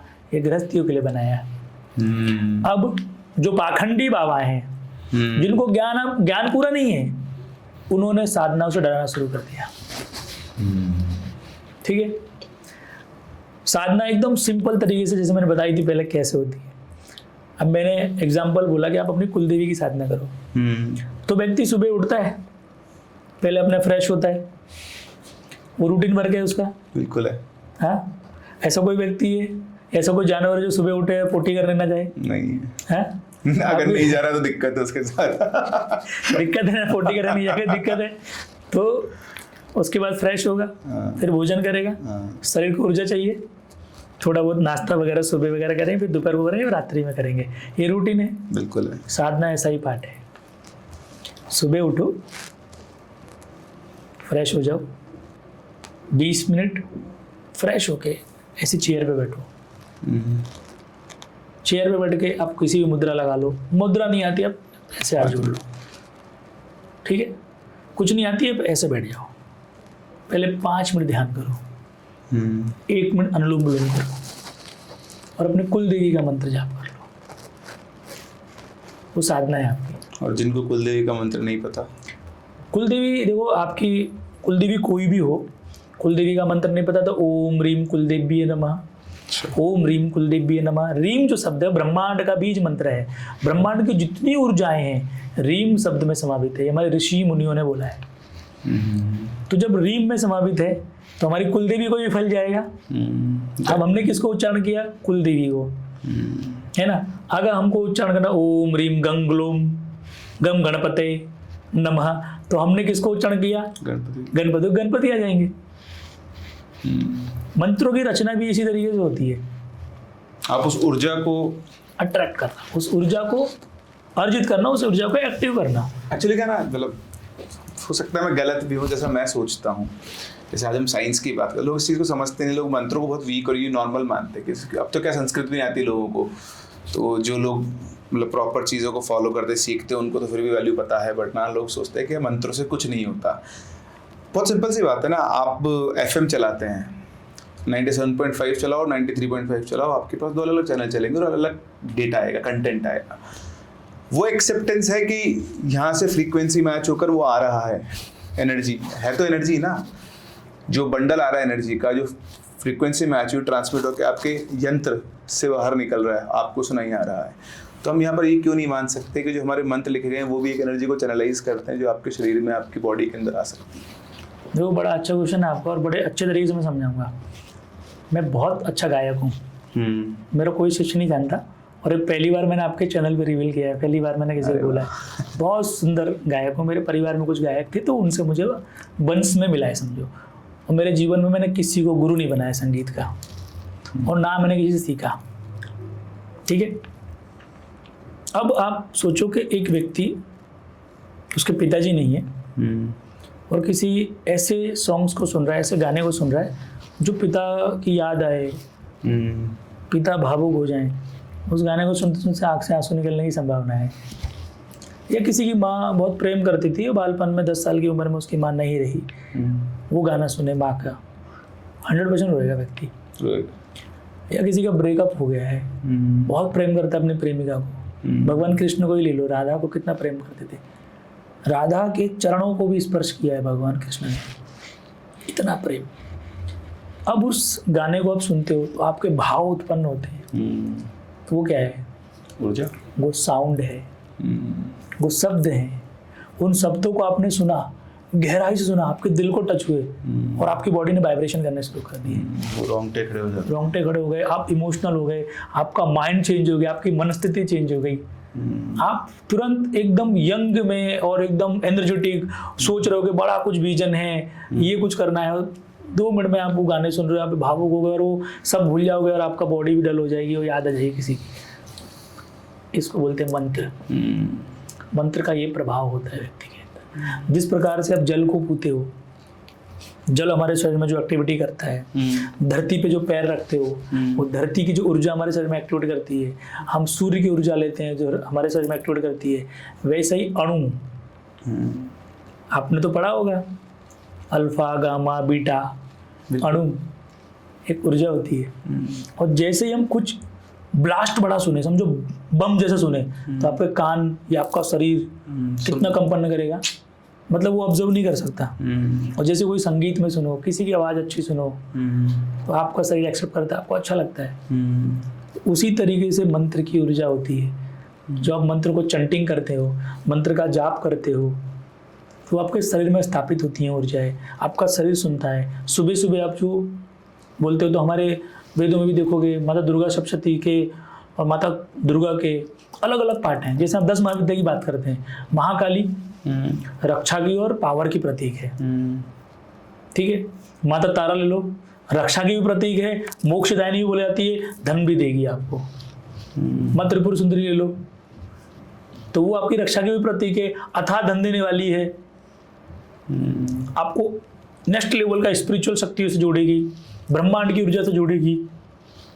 ऐसे भुवनेश्वर ले लो, 14 लोग बनाए। क्यों हम इन देवी देवताओं को अलग अलग नाम से बोलते हैं, जबकि ये देवी देवता बोलते हैं कि एक ही 10 महाविद्या में से निकले हैं। वाइब्रेशन अलग, वाइब्रेशन, उनके मंत्रों की ऊर्जा बदली है, बस उनके मंत्र बदलने हैं ना, तो उसको लिख दिया कि इस माता का आप जाप करोगे, इस मंत्र का जाप करोगे तो ये होगा। कुलदेवी का जाप करोगे तो कुलदेवी आपको ये प्रदान करेगी। उसका कारण क्या है कि कुलदेवियां जब बनी तो ऋषि परंपरा से कुछ कुलदेवी आई, कुछ देवी लोक परंपरा से आई, कुछ लोगों ने मसानियों को कुलदेवी बनाया, कुछ लोगों ने अपने लोग जो लोक देवी होती थी उनको कुलदेवी बनाया। जैसे राजस्थान में रानी सती माता है, दादी सती बोलते हैं, जीर्ण माता है ना। अपने यूपी में जाओगे तो माता कालका है, हकली चामड़ है। कुछ ऐसी लोक देवी हैं जो मतलब जीवित थी, उन्होंने सिद्धियां हासिल करी, उनको लोक देवी, मतलब उनको देवी बनाया, कुल देवी के रूप में उन्होंने पूजा।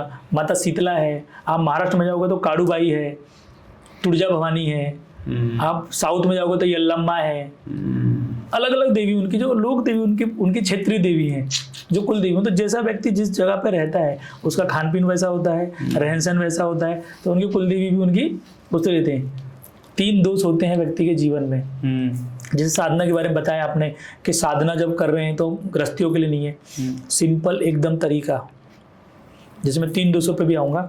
आप सुबह उठो, 5 मिनट ध्यान करो, 1 मिनट अनुलोम विलोम करो, और 17-18 मिनट, 20 मिनट, 25 मिनट आपके पास जो समय है उसमें एक बीज मंत्र किसी भी देवी का, जो आपके इष्ट देवता हैं या आपके कुंडली संबंधित जो समस्या सॉल्व कर, जैसे किसी का शनि का बड़ा प्रकोप है, 7.5 चल रही है ना, ये स्टोन पहन लो, वो स्टोन पहन लो, ये कर लो, वो, तो 50 चीज बता देंगे।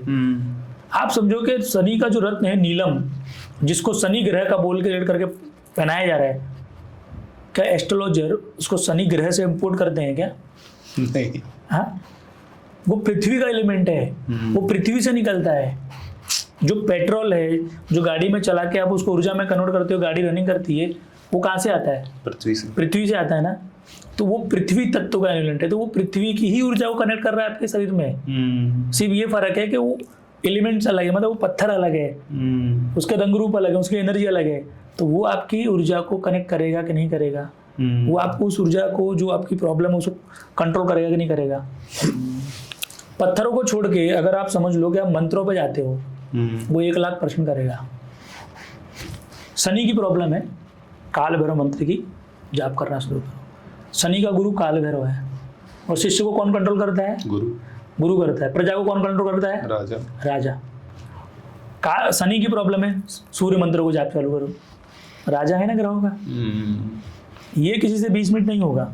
इसकी ऊर्जा बड़ी तीव्र है, कंट्रोल भी होगा। सही बात, ठीक है। इस तरीके से साधना करनी चाहिए। साधना सिंपल वे में 20 मिनट सुबह जाप कर लो, 20 से शाम को जाप कर लो। अब उसमें ये है कि आप कोई संकल्प लेके साधना कर रहे हो तो उसमें नियम लागू होते हैं। अब इसमें नियम तो लागू नहीं थे। ये संकल्प का मतलब क्या होता है? संकल्प से मतलब संकल्प देखो, आपने जैसे एक नॉर्मली कोई व्यक्ति है और उसने सोचा कि मुझे मेरे जीवन में, मैं जो मैंने कंपनी स्टेबल की है तो उसको मुझे 5 साल में 50 करोड़ की बनानी है। अच्छा, तो उसने संकल्प लिया 50 करोड़ जॉब करो, 50 करोड़ की उसको मतलब कंपनी को बनाना है। उसके लिए कितनी मेहनत करेगा वो? साम दाम दंड भेद जो भी उसको करना है, उसके सब क्रिया सीखेगा, करेगा, कंपनी के लॉ सीखेगा, कंपनी को कैसे बढ़ाना सीखेगा, उसका मैन्युफैक्चरिंग सीखेगा, अगर हर चीज सीखेगा। वो एक ही व्यक्ति सीखेगा ना। सही बात। तो जैसे ही संकल्प लाभ ऊर्जा की लोगे कि मेरे पास इस मंत्र की ऊर्जा शरीर में समापित होनी चाहिए, 10,000 मंत्र में जाप करूंगा और 10,000 मंत्र चंटिंग की जो ऊर्जा मेरे शरीर में स्थापित होना चाहिए। ये जो 10,000 मंत्रों की मैं जाप करूंगा, ये ऊर्जा मेरे इस कार्य में लगनी चाहिए। तो पहला हो गया, आप आशीर्वाद प्राप्त कर रहे हो, उस ऊर्जा को अपने शरीर में स्थापित कर रहे हो। दूसरा हो गया कि किसी चीज को आपने उस ऊर्जा को अपने यूज कर लिया, संकल्प को लेके, मतलब ये कार्य में होना चाहिए। एक हो गई सिद्धि साधना कि मुझे इस मंत्र की ऊर्जा निरंतर मेरे चाहिए, क्योंकि जीवन में आपको भोजन निरंतर चाहिए ना। सही बात है। यही साधना है। अब इसको इतना बड़ा हवा बना दिया है, इतना बड़ा मतलब बना दिया है कि ये हो गई गृहस्थियों के लिए। सन्यासियों की साधना वो अलग होती है। सन्यासी जब दीक्षा लेता है तो सबसे पहले क्या करता है? गृह त्याग। घर त्यागने से पहले जब गुरु दीक्षा देता है उसको, तो सबसे पहले अपने पितरों का पिंडदान करता है। वो अपना भी तो करता है। हाँ, वही बता रहा हूँ मैं आपको, अपने पितरों का पिंडदान करेगा, मतलब पितरों से मुक्त हो जाएगा। दूसरा क्या करेगा? अपने माता पिता का पिंडदान भी करेगा, माता पिता से भी मुक्त हो जाएगा। तीसरा खुद का पिंडदान करेगा, खुद से भी मुक्त हो जाएगा। अब बताओ उस व्यक्ति को कौन से मंत्र की ऊर्जा की जरूरत है जो खुद का ही पिंडदान कर दिया, जिसने स्वयं को सोच लिया कि मैं अद्वैत हूँ, मेरी मृत्यु हो चुकी है, मेरा पिंडदान हो चुका है, सब रिश्ते नाते तोड़ दी। तो उसको धन की जरूरत है? उसको भगवान की जरूरत है? उसको मस्त मौला रहने की जरूरत है। खाओ पियो मस्त रहो वाला काम। वो हमारे महंत होते हैं अखाड़ों में, ठीक है। आप देखना जो गृहस्थी संत हुए उस समाज में रिटर्न आए और समाज को ज्ञान दिया। और जो सन्यासी हो, सन्यासी वहीं रह गए पहाड़ों में, वो कभी नहीं आए। उनको लेना देना नहीं है ना समाज से, उनको लेना देना अपने आप से है। गृहस्थ व्यक्ति को सन्यासी से दीक्षा नहीं लेना चाहिए। सही बात। क्यों नहीं लेना चाहिए?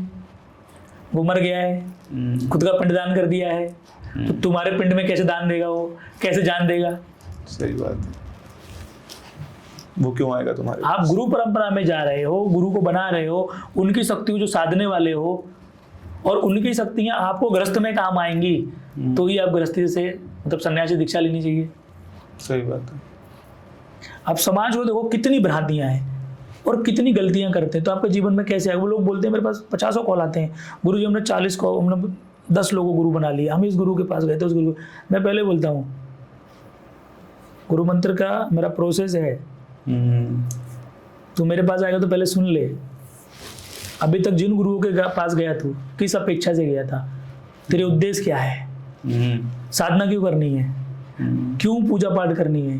क्यों तंत्र में करनी है? तब मैं बोलता हूँ इसके अकॉर्डिंग ये साधना है, कर पाना है, कर सकते हो तो ये आना, नहीं आना। तो साधनाएं हमारे गृहस्थों के लिए बनाई हैं। उनको हर किसी व्यक्ति को मैं बोलता हूँ कि तुमको कुलदेवी की साधना करना कंपलसरी है, पितरों की साधना कंपलसरी है, और जिस भैरव की मैं बोलूँगा अष्ट भैरव में से, उस भैरव की साधना करना आपको कंपलसरी है। अभी अपन ने थोड़ी देर पहले इस बारे में बात की थी कि 52 भैरव होते हैं। जैसे मैंने तो अष्ट भैरव का ही नाम सुना है, और जैन में भी शायद अष्ट भैरव ही हैं। और तो आप बताएंगे थोड़ा सा, मतलब 52 भैरव? मैं बड़ा डीप में और बड़ा गुड रहस्य बताता हूँ, बड़ी ऐसा ज्ञान जो लोग आपको भ्रमित करते हैं भैरव जी के बारे में और बताना ही नहीं चाहते। जैसे आपने भैरव जी का बोला, तो भैरव एक्चुअल में क्या होते हैं? भैरव जो होते हैं भगवान शिव, भगवान शिव की उपासना भैरव के रूप में होती है। जब ब्रह्मा जी का उन्होंने 5वां सिर काटा था, तो भैरव के रूप में उन्होंने सर का कलम किया, उनका सर तो कट दिया। अब आप सोचो कि भगवान शिव ही भैरव हैं, और भैरव की उत्पत्ति भगवान शिव से हुई। तो जो काल भैरव हैं वो भगवान का बहुत उग्र रूप है, और जो बटुक भैरव हैं वो उनका सौम्य रूप है। ठीक है, भगवान शंकर के एक भगवान शंकर का बहुत स्पेशल रूप है, जिसकी उपासना हिंदुस्तान के जैनों में करते हैं, हिंदुस्तान के रिच लोग करते हैं। जैसे नकोड़ा भैरव नाम सुना होगा, बड़ा फेमस है नाम। तो वो जो भगवान शंकर का रूप है उसको बोलते हैं स्वर्ण आकर्षण भैरव। स्वर्ण आकर्षण भैरव। स्वर्ण आकर्षण भैरव जब माँ लक्ष्मी को भी धन की आवश्यकता होती है, ठीक है, तो माता लक्ष्मी और कुबेर भगवान गणपति मिलके, तीनों मिलके स्वर्णाकर्षण भैरव की उपासना करते हैं, वो उनको धन देते हैं। अच्छा, तो जो लोग बोलते हैं कि भगवान शंकर बैरागी हैं, भगवान शंकर अघोरी हैं, औगड़ हैं, तांत्रिक हैं, मांत्रिक हैं, गृहस्थी हैं, सन्यासी हैं। मतलब मंत्रों से काम, मंत्रों की। अच्छा, तंत्र से काम करे वो तांत्रिक, जो मंत्र से काम करे मांत्रिक। ठीक है, तो भगवान शंकर ये सब हैं। अब हमारे लोगों ने इसमें अलग अलग कर दिया, मतलब एक व्यक्ति तांत्रिक हो सकता है, मांत्रिक हो सकता है, अघोरी भी हो सकता है, औगड़ भी हो सकता है, नाद भी हो सकता है, और गृहस्थी भी हो सकता है। भगवान शंकर तो गृहस्थी है, दुनिया को पता है। तो भगवान वामन भैरव बने। फिर वामन भैरव कैसे? मतलब अष्ट भैरव हैं। ये 3 भैरव मुख्य हैं जो मैंने बताए अभी आपको, काल भैरव, बटुक भैरव और स्वर्णाकर्षण भैरव। हमारे समाज में प्रचलित है काल भैरव और बटुक भैरव, अधिकतर उन्हीं के बारे में लोग जानते हैं, बाकी और नहीं जानते। ठीक है, फिर माता सती का जो अध्याय मिलता है आपको, प्रजापति दक्ष की जो पुत्री थी सती की, उनकी भगवान शिव से पूजा हुई और शादी हुई।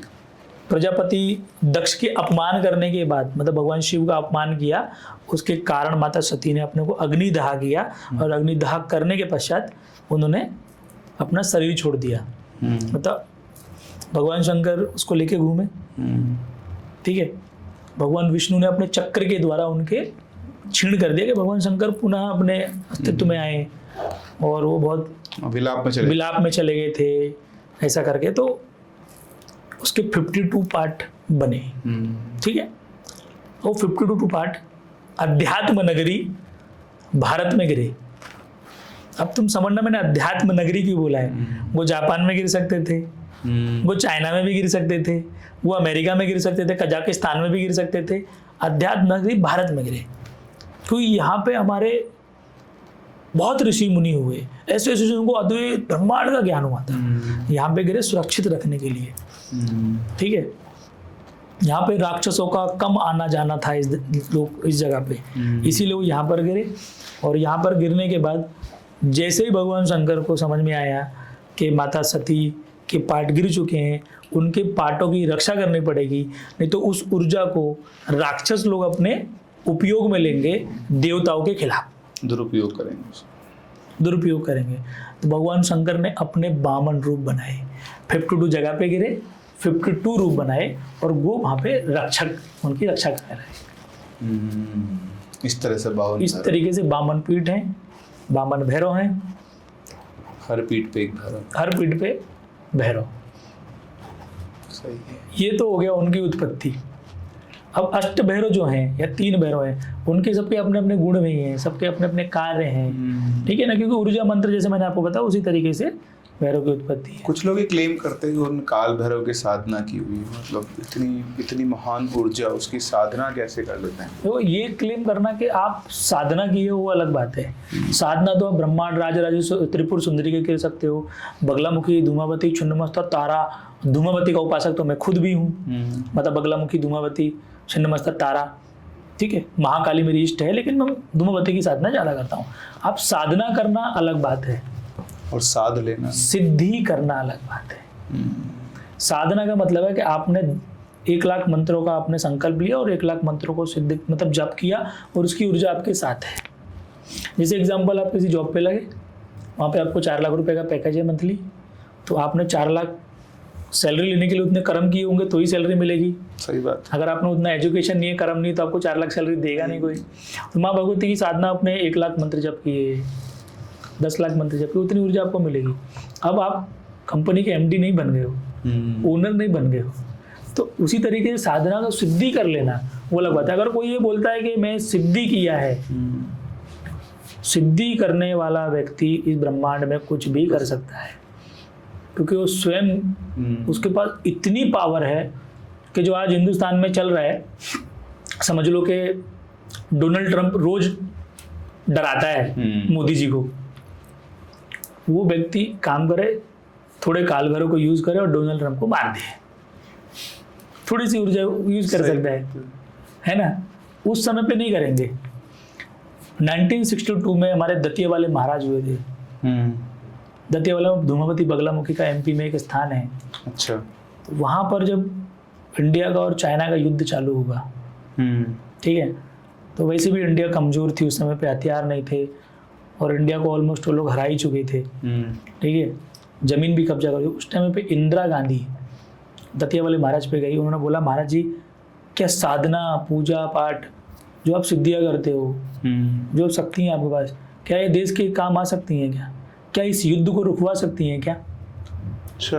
उन्होंने 3 दिन लगातार माता बगलामुखी और धूमावती को संपुटित करके यज्ञ किया, उस युद्ध को उन्होंने रुकवाया और चाइनीज लोग, चाइना आर्मी पीछे लौट गई। क्या बात कर रहे हैं? तो तंत्र में इतनी पावर है, लेकिन ये समय 1962 का था। अभी के साधक इतने सामर्थ्यवान नहीं है, नहीं है, कर नहीं सकते, नहीं कर सकते। तो क्लेम नहीं करना चाहिए लोगों को, जिनके पास शक्ति है करके दिखाओ।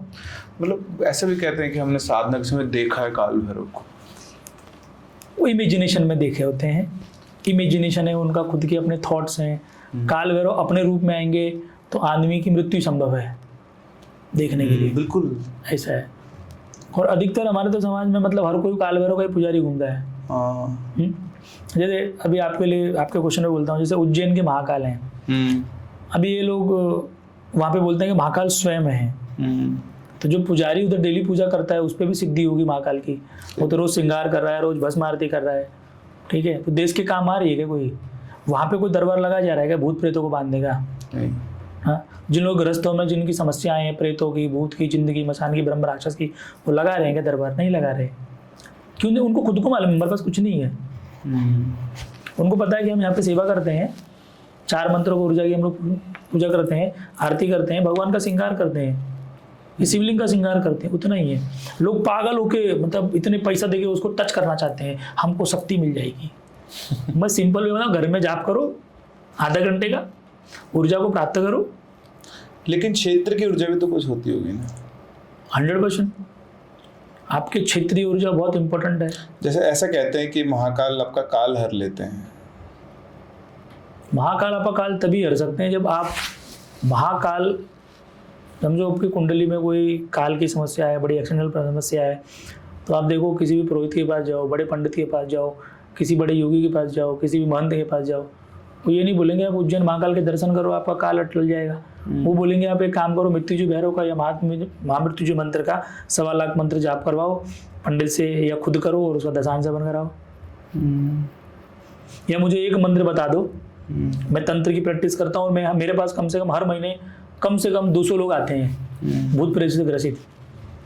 कोई ऐसा शिवलिंग बता दो, कोई ऐसा मंत्र बता दो, कोई ऐसी मूर्ति बता दो, कोई ऐसा जगह बता दो जहाँ पर वो जाए और टच करे, भूत जीवन भर के लिए चला जाए। नहीं है, नहीं है ना। जब वो नहीं है तो लोगों को मैं ये नहीं बोल रहा हूँ कि मंदिरों में मत जाओ, वो हमारा प्रार्थना स्थल है, ध्यान स्थल है, जाके वहाँ पे हमारी ऊर्जा चेंज होती है, मनस्थिति चेंज होती है, हमको फील होता है कि हमारे मंदिर में आए हैं, भगवान के समक्ष आए हैं। जैसे मैंने साउंड का बोला कि आप साउंड सुनते हो, कोई गाना सुनते हो, आपके वाइब्रेशन चेंज हो जाते हैं, आपकी मनस्थिति वहाँ पे चेंज होती है। लेकिन आप मनस्थिति ये भी चेंज करो कि आपको 20 मिनट 25 मिनट आपको जाप करना चाहिए, एकादशी से अमावस्या साधना करनी चाहिए, आपके इष्ट की साधना करनी चाहिए, आपके कुलदेवी कुलदेवता की साधना करनी चाहिए, आपके पितरों की साधना करनी चाहिए। आप जीवन में बहुत आगे बढ़ना चाहते हो, आपका एजुकेशन MBBS है, शनि का दोष है। मैंने कितने डॉक्टरों को देखा है कि उनके पास 10 रुपये नहीं कमाने की औकात है। कितने बड़े बड़े बिजनेसमैन को देखा है कि उनके 50 करोड़ के बिजनेस थे, आगे फॉल आ गए। तो आप समझो ना कि आपकी समस्या गृहस्थियों की समस्या है ना, ये सन्यासी को तो नहीं है। सन्यासी को लेना देना कुछ नहीं है, वो तो भीख मांग के भी खा लेगा। सही बात। समस्या किसको है? गृहस्थियों को। तो गृहस्थी साधना करना चाहिए कि सन्यासी करना चाहिए? गृहस्थी को करनी चाहिए। और लोग क्या बताते हैं, वो बाबा इतने सिद्धि हो गई हैं, उन्होंने काल भैरव सिद्ध कर रखे हैं, और फिर गृहस्थ भी काल भैरव सिद्ध करना चाहता है। दिक्कत तो ये है सबसे बड़ी। अपनी समस्या के अकॉर्डिंग साधना करो बस, सिंपल सी है। आपको अगर समझो डॉक्टर के पास जाते हो, दिल की प्रॉब्लम, दिल की आप बीमारी लोगे ना, आपकी समस्या पितरों की, तो पितरों की साधना करो। सही बात है। आपकी समस्या समझ लो कि शनि दोष की है तो उसकी साधना करो। आपको ऊर्जा अर्जित करनी है, जैसे कि आपको ओवरऑल हर चीज में आपको परफेक्ट बनना है, विजय प्राप्त होना है।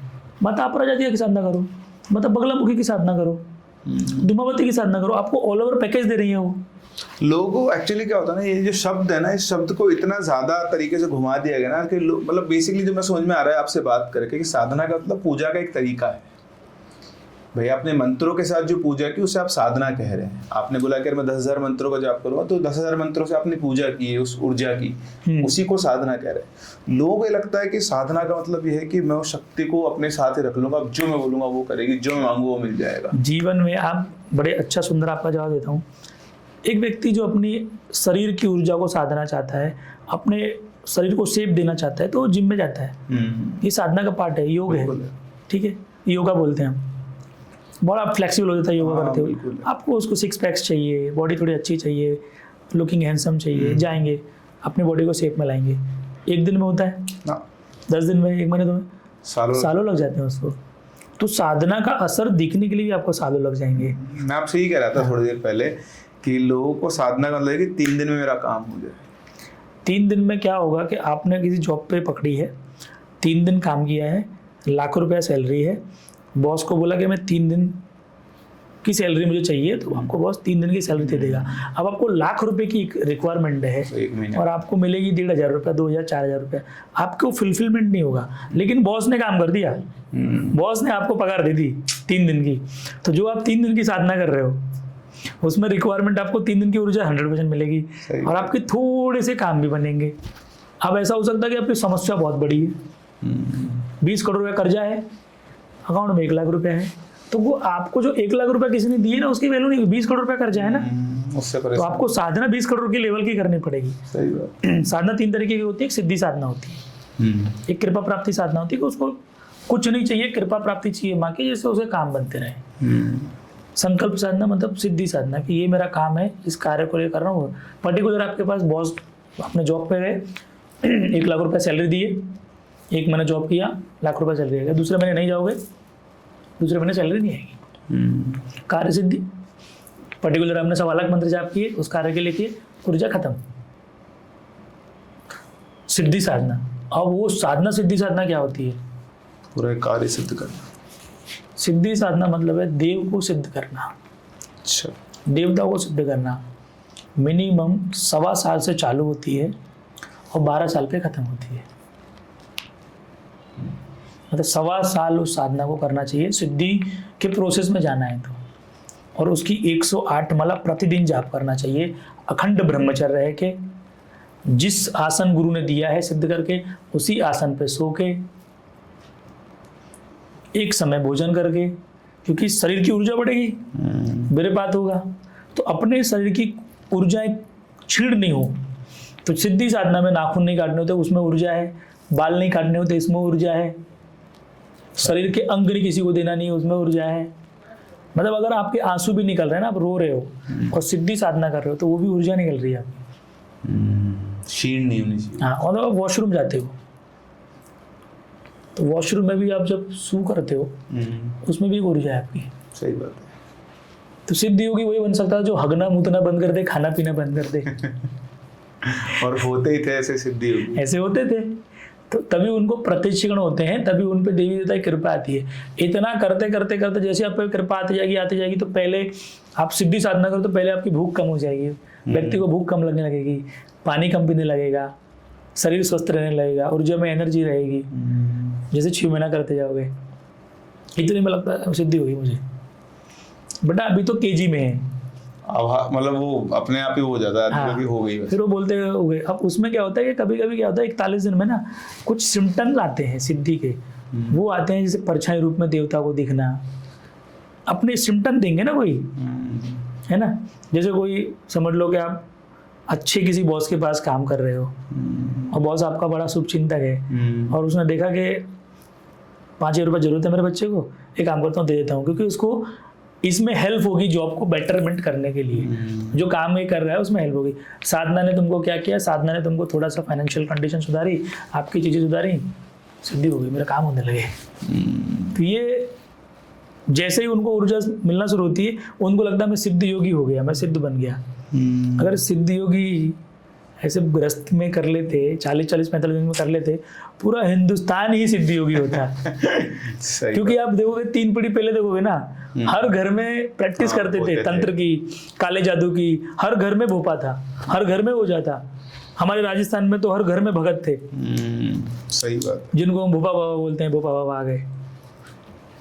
उनको तो हो ही नहीं, आपको तुमको होगी। मतलब कोई ऐसा व्यक्ति जो 20 साल का है और वो बोलता है कि गुरुजी मैं सिद्धि करना चाहता हूँ, मैं बोलता हूँ भाई ये जीवन चला जाएगा बेटा, तुझे करना क्या है वो बता। तेरे को जीवन में क्या चाहिए वो बता। नहीं सिद्धि करनी है, कर्ण पिशाचनी चाहिए लोगों को। कर्ण पिशाचनी का तो भारत में ऐसा ट्रेंडिंग किया है सोशल मीडिया ने, और ये एक्चुअल में जो बन गया, बहुत योगदान है उसमें। धन कमाने का साधन बन गया। नहीं एक्चुअली मैं आपको बीच में रोकूंगा। जैसे कि मेरे पास शुरू जब मैंने स्टोरीज बनाना शुरू किया था, आज से 5-6 साल हो गए 2019 में, तो मेरे पास कर्ण पिशाचनी की स्टोरीज आई थी 1-2, तो वो मतलब उनके व्यूज मिलियंस में गए। फिर और भी बहुत सारे साथ में को-क्रिएटर्स उन्होंने बनाई कर्ण पिशाचनी की। तो उसमें क्या हुआ ना, उसमें वो ब्लेंड मिलता है लोगों को। जो युवा है भारत देश का, उसको मतलब पैसा भी मिल रहा है, भोग भी मिल रहा है, दोनों चीज़ें मिल रही है। तो बड़ा कई लोगों ने नेट पे रिसर्च की है, मतलब मेरे पास 2-4-5 ऐसे एक्सपीरियंस आए लोगों जिन्होंने कहीं ना कहीं से सीख के की और फिर बाद में वो सब कुछ खराब हो गया उनका। तो मैं यहाँ पे 2 सवाल आपसे पूछना चाहूँगा। एक तो ये कि कर्ण पिशाच साधना क्या होती है, क्या इसके बारे में तो हम बात करेंगे, बहुत बात हुई भी इसके बारे में, पर मैंने हमेशा इसके ना विपरीत प्रभाव वाली ही कहानियाँ सुनी हैं। एक तो मेरे पास, मैं कह नहीं सकता, मैंने मुंह से सुनी हुई बात नहीं है, कि कुछ लोग ऐसे भी जो उसको अच्छे तरीके से यूज़ करते हैं और बहुत पैसा कमा रहे हैं। आप इंटरनेट पर रिसर्च करना कि हिंदुस्तान, इंडिया पॉर्न देखने में खुद दूसरे तीसरे नंबर 1 पे आता है। और पॉर्न कोई ऐसा व्यक्ति नहीं देखेगा जिसकी मैरिड शादी हो गई है। सही बात है। ठीक है, या ऐसा व्यक्ति नहीं देखेगा जो 40+ है, 35+, 30 तक देखेंगे। अब ये जो युवा है वो लोग सबसे पहले ना पॉर्न देखते हैं, वहां से उनका रिसर्च चालू होता है। फिर आते हैं वो वीडियो देखते हैं तंत्र की। तंत्र में पहला शब्द आता है कर्ण पिशाचनी, जब आपको सिद्ध होगी तो संभोग करेगी और पैसा भी देगी। अब हर युवा चाहता है कि उसको एक बहुत अच्छी सुंदर लड़की मिले जिसके साथ वो संभोग कर सके। ऐसा कोई व्यक्ति नहीं चाहता नहीं, क्योंकि मेरे पास कॉल आते हैं, मतलब गुरुजी हम कर्ण पिशाचनी सिद्ध करना चाहते हैं। मैं बोलूँगा क्यों करना चाहते हो, बोला शादी करेंगे उससे। और हमारे कथाओं में जाओगे, ऐसे लोक कथाओं में ऐसे प्रचलित है कि लोगों ने कर्ण पिशाचनी से साधना करके उनको सिद्ध करके बच्चे तक पैदा किए हैं। बताओ, ऐसा लोग कथाओं में मिलेंगे। मैं बोला अच्छा, मतलब कर पाओगे? हाँ गुरुजी करेंगे। आप देखो जो पॉर्न देख रहा है व्यक्ति वो मास्टरबेट करेगा, शरीर दुर्बल होगा। उसी तरीके से वो निगेटिविटी है, उसी तरीके से कर्ण पिशाचनी जो शक्ति है 2-4 कारणों से करते हैं कि वो कान में बताएगी आपको, एक तो लोगों के बारे में, ठीक है, जो आप दरबार लगाओगे देखोगे, पहला रीजन ही होता है। दूसरा रीजन होता है उसे संभोग करना। तीसरा रीजन उसे धन प्राप्त करना।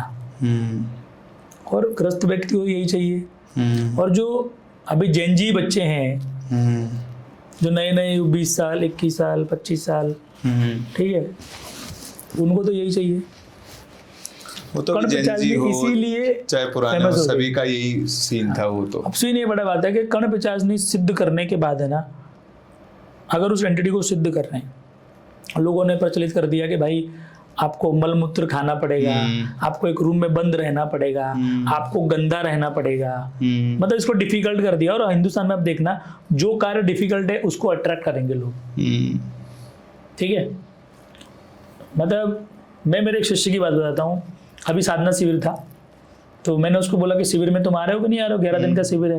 बोला गुरुजी मैं कामाख्या पे हूँ तो मैं नहीं आ पाऊंगा। यूपी से है, लखनऊ से, फ्लाइट करके पहले कामाख्या गया, एटलीस्ट 12,000 रुपया खर्चा, वहां पे जाएगा 10,000 रुपया खर्चा करेगा, 1-2 दिन होटल में रहेगा, 5,000 रुपया होटल का मतलब पर डे रहेगा बिल्कुल, और फिर आने का एटलीस्ट 50,000 रुपये का बजट है। मैंने साधना शिविर में जो खर्चा होना था वो होना था 21-22 हज़ार रुपये, 10 दिन रह गए हैं, सॉरी 11 दिन रह गए। गुरुजी मैं तो नहीं आ पाऊंगा, पैसे ही नहीं है। मैं बोला कोई बात नहीं, मत आना। मैं बोला तुमको उधर कामाख्या पे जाके उतनी ऊर्जा या कुछ नहीं मिलने वाला जो तुमको शिविर में मिलने वाला है, क्योंकि माता बगलामुखी का मैं 1.25 लाख मंत्र पहले जप कराने वाला हूँ यमुना के तट पे, जो ऋषि मुनि करते थे हमारे। साथ में वो एंटिटी पीर बुला की मसान जो आपको माता बगलामुखी के साथ साध के दूंगा, और वो आपके कार्य करेगी अच्छे में, जो आपको पर्सनल लाइफ में आपको ग्रोथ चाहिए, उस पर आपको गाइडेंस, आपको हेल्प, ठीक है, वो करके देगी। अब ये दोनों एंटिटी सिद्ध होंगी, मतलब बगलामुखी सिद्ध होगी और वो भी सिद्ध होगी। 11 दिन में आपको मंत्र की ऊर्जा मिलेगी, मंत्र सिद्ध हो जाएगा। उसको नहीं आना है यहाँ पे, उसको जाना है मंदिर। क्यों जाना है? क्योंकि मंदिर में इतना प्रचलित है कि यहाँ पर आने वाला व्यक्ति धन मिलेगा, वैभव मिलेगा, शोहरत मिलेगी, यहाँ पे बहुत कुछ मिलेगा। ये सरल है तो यहाँ नहीं आना, वो कठिन है यहाँ पे।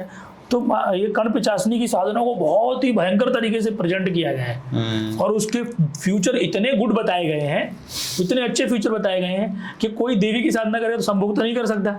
सही बात है। तो देवी की साधना क्यों करेगा? वो कर्ण पिचासनी करेगा। संभोग मिल रहा है, पैसा मिल रहा है, शक्ति मिल रही है, दूसरों के बारे में जानकारी मिल रही है, तो उसको करेंगे। मिथ है, आप अपनी कुल देवी की सिद्धि करो। सबसे पहले इजी और सिंपल वे में सिद्धि होती है कुल देवी की।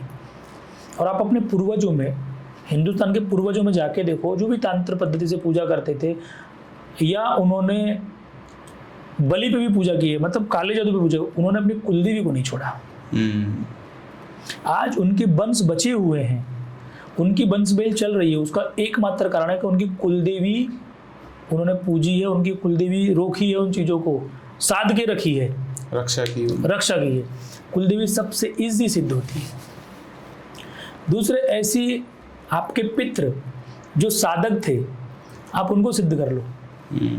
आप देखोगे सन्यासी महाराज एक साधक थे, ठीक है, और धीरेन्द्र शास्त्री ने उनकी बचपन से साधनाएं की। उसको भी 30-40% लोगों के बारे में समझ में आता है, जो पर्चा वर्चा बताता है, ठीक है। अब जानना अलग है और ठीक करना अलग है। सन्यासी महाराज बीर बुला की मसान को नहीं बांध सकते, नथिया चौकी को नहीं बांध सकते। गुड़गांव में माता ये अपना चौगानंद मसानी है, चौराहे वाली देवी, उसको नहीं बांध सकते, ना उसको हटा सकते, ठीक है। लेकिन वो आपको प्रोटेक्ट जरूर कर सकते हैं। उसको जरा प्रोटेक्ट करेंगे, उसको ज्ञान भी देंगे, उसको समझाएंगे भी कैसे करना है। तो सबसे पहले इजी सिंपल में कौन सिद्ध होता है? वो आपके घर का साधक हो, क्योंकि पहले वंशवेल में आ रहा है, आपका पितृ भी और साधक भी, उसको ऊर्जा है, तो वो सिद्ध हो जाएगा। अब ये जो साधक होते हैं, ये जिंद टाइप के भी होते हैं। आपके घर का साधक है, जिंद है, अच्छे से सिद्ध हो जाएगा। दूसरे के पूर्वजों को आप लेके सिद्ध करोगे, दिक्कत है, बहुत दिक्कत है। और हिंदुस्तान में आप देखो, भगत क्या करता है, उसका दादा गुरु होगा। भगत बाल में क्या होते हैं कि फैमिली में ही गुरु बनते हैं, चाचा गुरु बनेगा, पिताजी गुरु बनेगा, ठीक है, और दादा रहेगा। तो दादा जब मर जाएंगे तो उसको सिद्ध करेंगे, सिद्ध करने के बाद है ना, उनका जो चेला बनेगा उसको भी दे देंगे। इसकी पूजा करते रहे, काम करेंगे, उसकी पूजा काम करें। ऐसे उनके पास 20-20, 25-25 भूत प्रेत इकट्ठे हो जाते हैं लोगों के पास। दिल्ली में जाओ, ऐसा कोई घर नहीं जिसके घर में कम से 20-22 भूत नहीं है। क्या बात कर रहे हैं? आप दिल्ली को रिसर्च कर लो, कोई ऐसा घर नहीं जिसमें 20-22 भूत मिलेंगे, 20-22। और उनका क्या है, भगत बाल चलते हैं वहाँ पे, भगत चलते हैं। भक्तों ने क्या किया, बीड़ा दे दिया पान का, बेटा ये ले, एक देवता खुलाया, जो गौड़ बंगाल के देवी देवता होते हैं, जिनको बामन डोरी के देवी देवता बोलते हैं। अच्छा। हाँ, सुना है आपने बामन डोरी के देवी देवता के बारे में? नहीं। पूरे हिंदुस्तान के हर क्षेत्र में होते हैं वो। अच्छा। ये काला जादू जो गौड़ बंगाल के देवी देवता हैं, मसानी, उनको बामन शक्तियों के देवी देवता बोले जाते हैं। ठीक है, तो उनके साथ में एक खईस होता है, जिंद होता है उनकी, कोई साधक मरते तो उनके घर में पूज लेते हैं। राजस्थान में भी प्रचलन है, अपने हरियाणा में प्रचलन, पूरा हिंदुस्तान में प्रचलन है कि अपने पितरों को पूज लेना, स्थान रखे। एकदम रॉन्ग है, नहीं पूछना चाहिए। अपने पितरों को भी नहीं पूछना चाहिए। कोई सिद्ध साधक है, उसकी सिद्धि पर्टिकुलर कोई व्यक्ति कर रहा है तो समझ में आता है, लेकिन उनको पूजना नहीं चाहिए। घर में पूज जाते हैं, वो देवी देवताओं के साथ पीढ़ी दर पीढ़ी पूछते हैं। और लालच बच हिंदुस्तान में क्या करते हैं लोग, पूज लेते हैं। उनको लगता है कि मेरा पितृ जो है ये मुझे धन देगा, यश देगा, कृति देगा, ठीक है, उसको पूज लेंगे। उसका तो रीवर्थ खत्म हो गया, उसका तो मोक्ष भी खत्म हो गया। यहाँ पे तुमने पूज लिया, उसको रोक लिया अपने लालच में। और जब तुम अपने दादा को जानते थे, तुम्हारा बेटा अपने परदादा को नहीं जानता, चेहरा देखा नहीं है, तो उसको भूलना ही है। उसको 3 पीढ़ी का ही खेल है। वो अपने दादा को जानेगा, मतलब तुमको जानेगा। सही बात है। और उसका बेटा वो अपने दादा को जानेगा। तो पितरों को पूजना नहीं चाहिए, उनकी साधना करके उनको छोड़ देना चाहिए, क्योंकि उनको मुक्त हो जाएंगे, उनका आशीर्वाद मिलेगा। हाँ, मतलब पूजने की जगह उनकी मुक्ति करवाना ज्यादा, जैसे आपने पहले बताया कि नागलोक से करना। तो उस तरीके के सब तंत्र चलती हैं। एक थोड़ा सा कड़वा सा प्रश्न होता है, पर लोग ऐसा बोलते हैं कि जो रियल अघोरी होते हैं, जो रियल तांत्रिक होते हैं, उनको ज्ञान होता है, वो कैमरे पर नहीं आते। लोगों की भ्रांति होती है ऐसा, और लगता है कि जो कैमरे पर आते हैं वो अपने फेम के लिए आते हैं या किसी और पर्पज से आते हैं। तो आप क्या कहना चाहेंगे इस बारे में ऑडियंस? आज के समय में सोशल मीडिया में ऐसा दौर है कि 2 से 3% लोग जो बाबा हैं, जो रियल ज्ञान देना चाहते हैं, वो रियल हैं। और 97-98% लोग फर्जी हैं, फेक हैं, भगत टाइप के लोग हैं। अब उन्होंने क्या है ना, इतना बड़ा बड़ा डर। अभी एक पैटर्न है, देखो आप जाओ, मेरे को बहुत ऑफर आए हैं, बहुत सारे चैनल, मतलब मैं आपके चैनल पे आया तो मेरा पहला क्वेश्चन था सृष्टि से कि बेटा कोई चार्ज है? तो बोले नहीं सर, हमारा कोई चार्ज नहीं है। तो मैं बोला ओके, तो मैं आ जाऊंगा। ये आप बता भी दो कि हमने कोई आपसे चार्ज लिया ना, हमने आपको कुछ दिया। तो मैं बोला बेटा मैं आ जाऊंगा। हाँ। तो जितने मेरे इंटरव्यू सोशल मीडिया पे हुए अभी तक, मैंने किसी को 1 रुपया भी नहीं दिया। मेरा पहला कंडीशन था, मैं आपको ज्ञान दे रहा हूँ, आपके व्यूवर्स मिलेंगे, ऐसा हो सकता है ज्यादा वायरल होगा तो आपको कुछ इनकम भी मिलेगी यूट्यूब से, ठीक है। सही बात। मैंने बोला देखो मैं रियल फैक्ट पे बात करूंगा, कोई भी आपके फैक्टों पे बात नहीं करूंगा जो आप मेरे से बुलवाना चाहते हो, ठीक है। अब मेरी जब थोड़ी वीडियो वायरल हुई तो मेरा पहला इंटरव्यू हुआ था नीति पथ चैनल करके थे। बाद में मेरे मित्र हो गए, वो उन्होंने मेरी वीडियोस वगैरह देखी, वो सच्चाई लगा उनको। तो मैं बॉम्बे में मेरा आश्रम में था, तो उनकी टीम से फोन आया, बोला गुरुजी आपका इंटरव्यू है। तो मैं सोचा जाऊँ या नहीं जाऊँ, बट मेरे गुरुजी बोला इधर फर्जी लोग जाते हैं, गलत लोग जाते हैं, ये ज्ञान दे रहे हैं, तू क्यों नहीं जा रहा? सही लगा मुझे, मैं चलो जाता हूँ। फ्लाइट की टिकट करी, मैं रात में गया, उनका दूसरे दिन इंटरव्यू हुआ, फिर वो उन्होंने एडिटिंग वगैरह डाल दिया। तो उनको भी मैंने 1 रुपया नहीं दिया था। जैसे ही वो वायरल होने लगे मेरे वीडियोस, तो उनके इंस्टाग्राम पे मेरा कम से कम वो 1.5 करोड़ लोगों ने मेरी वीडियोस देखी, एक वीडियो गई थी। उसके बाद मुझे दूसरे पॉडकास्टों से फ़ोन आने चालू हुए। मेरे पास मेल पड़े हैं, व्हाट्सएप पे पड़े हैं, 2-2 लाख रुपया, 1.5 लाख रुपया, 3-3 लाख रुपया, 4-4 लाख रुपया लोग मांगते हैं और आपको बोलते हैं हम इतना वायरल कर देंगे, इतना वायरल कर देंगे कि आपके पास बहुत सारे लीड्स आएंगी, लोग आपके पास आएंगे। और मुझे कुछ लोगों ने ऑफर दिया कि आप जो तंत्र ठीक करते हो, अब हम क्लाइंट ला के देंगे आपको, और 50% हम लेंगे और 50% आप लेना। मैं बोला सोच के बताता हूँ, तो मैंने उसको रिफ्यूज़ कर दिया। अब जो रियल है, आप बताओ ज्ञान देने के लिए पैसा क्यों देगा आपको? सही बात है। तो ज्ञान देने के लिए पैसा नहीं देगा, ठीक है। वो अपनी बात क्या करेगा, अपने सोशल मीडिया के थ्रू अपने ही चैनल पर रखेगा। अब उसको 10,000 लोग देखें, 2,000 लोग देखें, 500 लोग देखें, वो लोगों की मर्जी है, ठीक है। अब ये लोग क्या पेड प्रमोशन करें या जो भी करें, उससे वो लोग वायरल कर देते हैं। अब 2 लाख रुपए जो चार्ज कर रहा है पॉडकास्ट के लिए, वो 50,000 रुपये पोड प्रमोशन के लगा सकता है। सही बात। तो 10 करोड़ जा सकते हैं, व्यू भी जा सकते हैं, सही बात, ठीक है ना। तो इस चीज़ पे मैंने उनको कैंसिल कर दिया। जो लोग ऐसे, मतलब मैंने एक ग्रुप देखा है दिल्ली में लोगों में जो पॉडकास्ट वाले बाबा हैं। अच्छा। सिर्फ पॉडकास्ट करके कमाते हैं। पहले पॉडकास्ट पे गया 2 लाख दिया, दूसरे पे दिया, तीसरे पे दिया, एकदम सोशल मीडिया पे फेमस हो गए। मेरे को एस्ट्रोटॉक का ऑफर आया, मैं एकदम रिफ्यूज़ कर दिया कि भाई मैं नहीं दूंगा आपको वीडियो। एस्ट्रोटॉक पे जब मेरे से कोई व्यक्ति कंसल्ट करता तो मेरी पर्टिकुलर एक फीस है, क्योंकि मैं उसको समय दे रहा हूँ और मैं कोई जेन्युइन व्यक्ति को चाहता हूँ कि मेरे पास आए, फर्जी कॉल नहीं आए, मुझे परेशान नहीं करें, ठीक है ना। सही बात है। तो मैंने एक फीस रखी है पर्टिकुलर कंसल्टिंग की, मैं उसकी समस्या ए से लेकर जेड बताता हूँ। लेकिन एस्ट्रोटॉक पे आप जाते हो तो सेकंड्स में पैसा चार्ज करेंगे, मिनट में चार्ज करेंगे, तो मैं उसको क्या कंसल्ट कर पाऊंगा।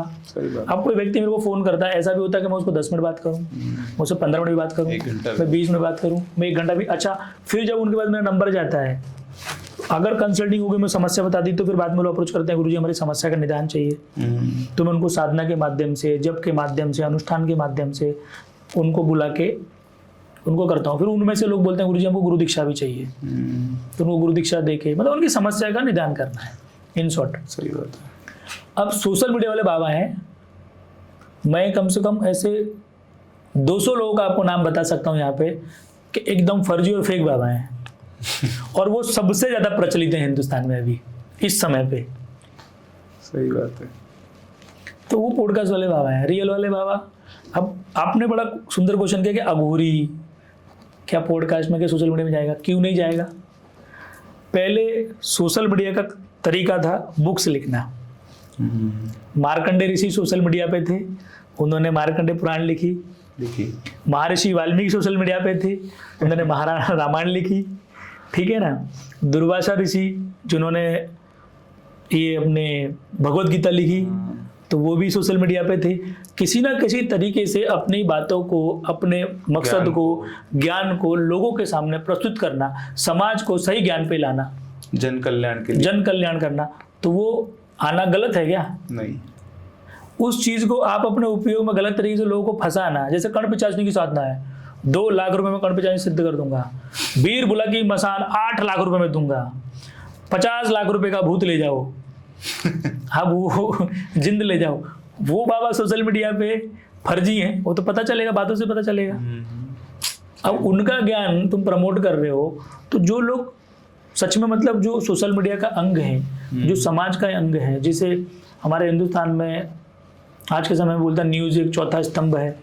जब आप ही गलत कर रहे हो, आप ही प्रमोट गलत कर रहे हो, तो बच्चे क्यों नहीं बिगड़ेंगे आपके? सही बात है। जिस घर का पिता ही गलत होगा, बच्चा अपने आप गलत होगा। जिस घर की माँ गलत होगी, बच्चा अपने आप गलत होगा। तो जिस परंपरा में मतलब आज के समय में 2-3-4% ऐसे लोग हैं जो आगे ज्ञान की बातें बताएंगे, सही बताएंगे, मार्ग ले जाएंगे, तो क्यों नहीं आएगा सोशल मीडिया पे? आप बताओ। असली अघोरी सोशल मीडिया पे पहले से ही आ रहे हैं, ऋषि मुनियों काल से आ रहे हैं, और ज्ञान उन्होंने बड़े अथाह दिए हैं।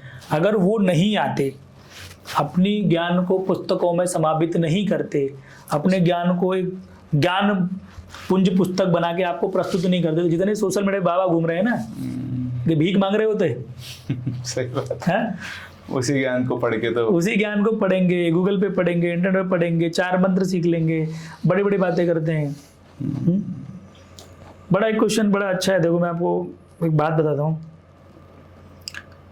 हमेशा मैं सोशल मीडिया पे देखता हूँ कि 7 मुखी रुद्राक्ष पहनो तो लक्ष्मी आएगी, 8 मुखी रुद्राक्ष पहनो तो ये आएगा, 10 मुखी रुद्राक्ष पहनो तो। मेरे पास 1 मुखी से लेके 14 मुखी रुद्राक्ष है। मैं आपको दिखाऊं? इधर लेके आऊँगा। मैं तो मतलब बहुत कम देखे रुद्राक्ष, मैं समझता भी नहीं हूँ ज्यादा।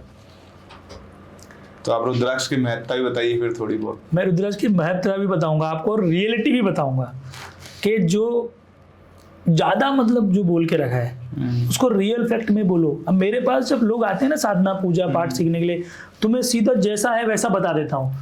तो लोग सोचते हैं कि बहुत टाइम लगेगा। दूसरे बात मतलब मेरे पास ऐसे ऐसे लोग आए हैं कि 10 मेरे पास पहले आए, मेरे से डिस्कशन किया, भाया नहीं उनको, 10-20 जगह 25-50 लाख रुपए। एक ने तो 63 लाख रुपए बर्बाद करने के बाद मेरे पास रिटर्न आया है। 63 लाख किस चीज़ में? ऐसे ही पूजा पाठ में। एक व्यक्ति जो दिल्ली में है, बहुत बड़ा प्रोड्यूसर है, 8 करोड़ रुपया तंत्र में खर्चा कर चुका है, और उसका गुरु उससे आज तक मिला नहीं है। व्हाट्सएप पे बात करता है, समाज को ऐसे लोग चाहिए। तो ये मेरी सिद्ध माला है। अच्छा, इसमें ये गौरी गणेश रुद्राक्ष, गणेश रुद्राक्ष, पंचमुखी, थोड़ा सा इसको ऊपर ये 6 मुखी दिखने में गणेश बहुत ज्यादा रुद्राक्ष दिखेगा नहीं। है ना, सब मतलब 1 मुखी से लेके ये 14 मुखी रुद्राक्ष है, 13 मुखी रुद्राक्ष है, ये 2 मुखी रुद्राक्ष है, ठीक है ना। ये जो रुद्राक्ष है ये आपका 1 मुखी रुद्राक्ष है। आप इसको देखोगे, जैसे ये मुखी कैसे पता लगता है? इनके मतलब? मुख होते हैं, मैं बताता हूँ। अच्छा। जैसे ये निर्मुखी है, एक हाँ। मुखी के समान होता है, इसमें कोई मुख नहीं है।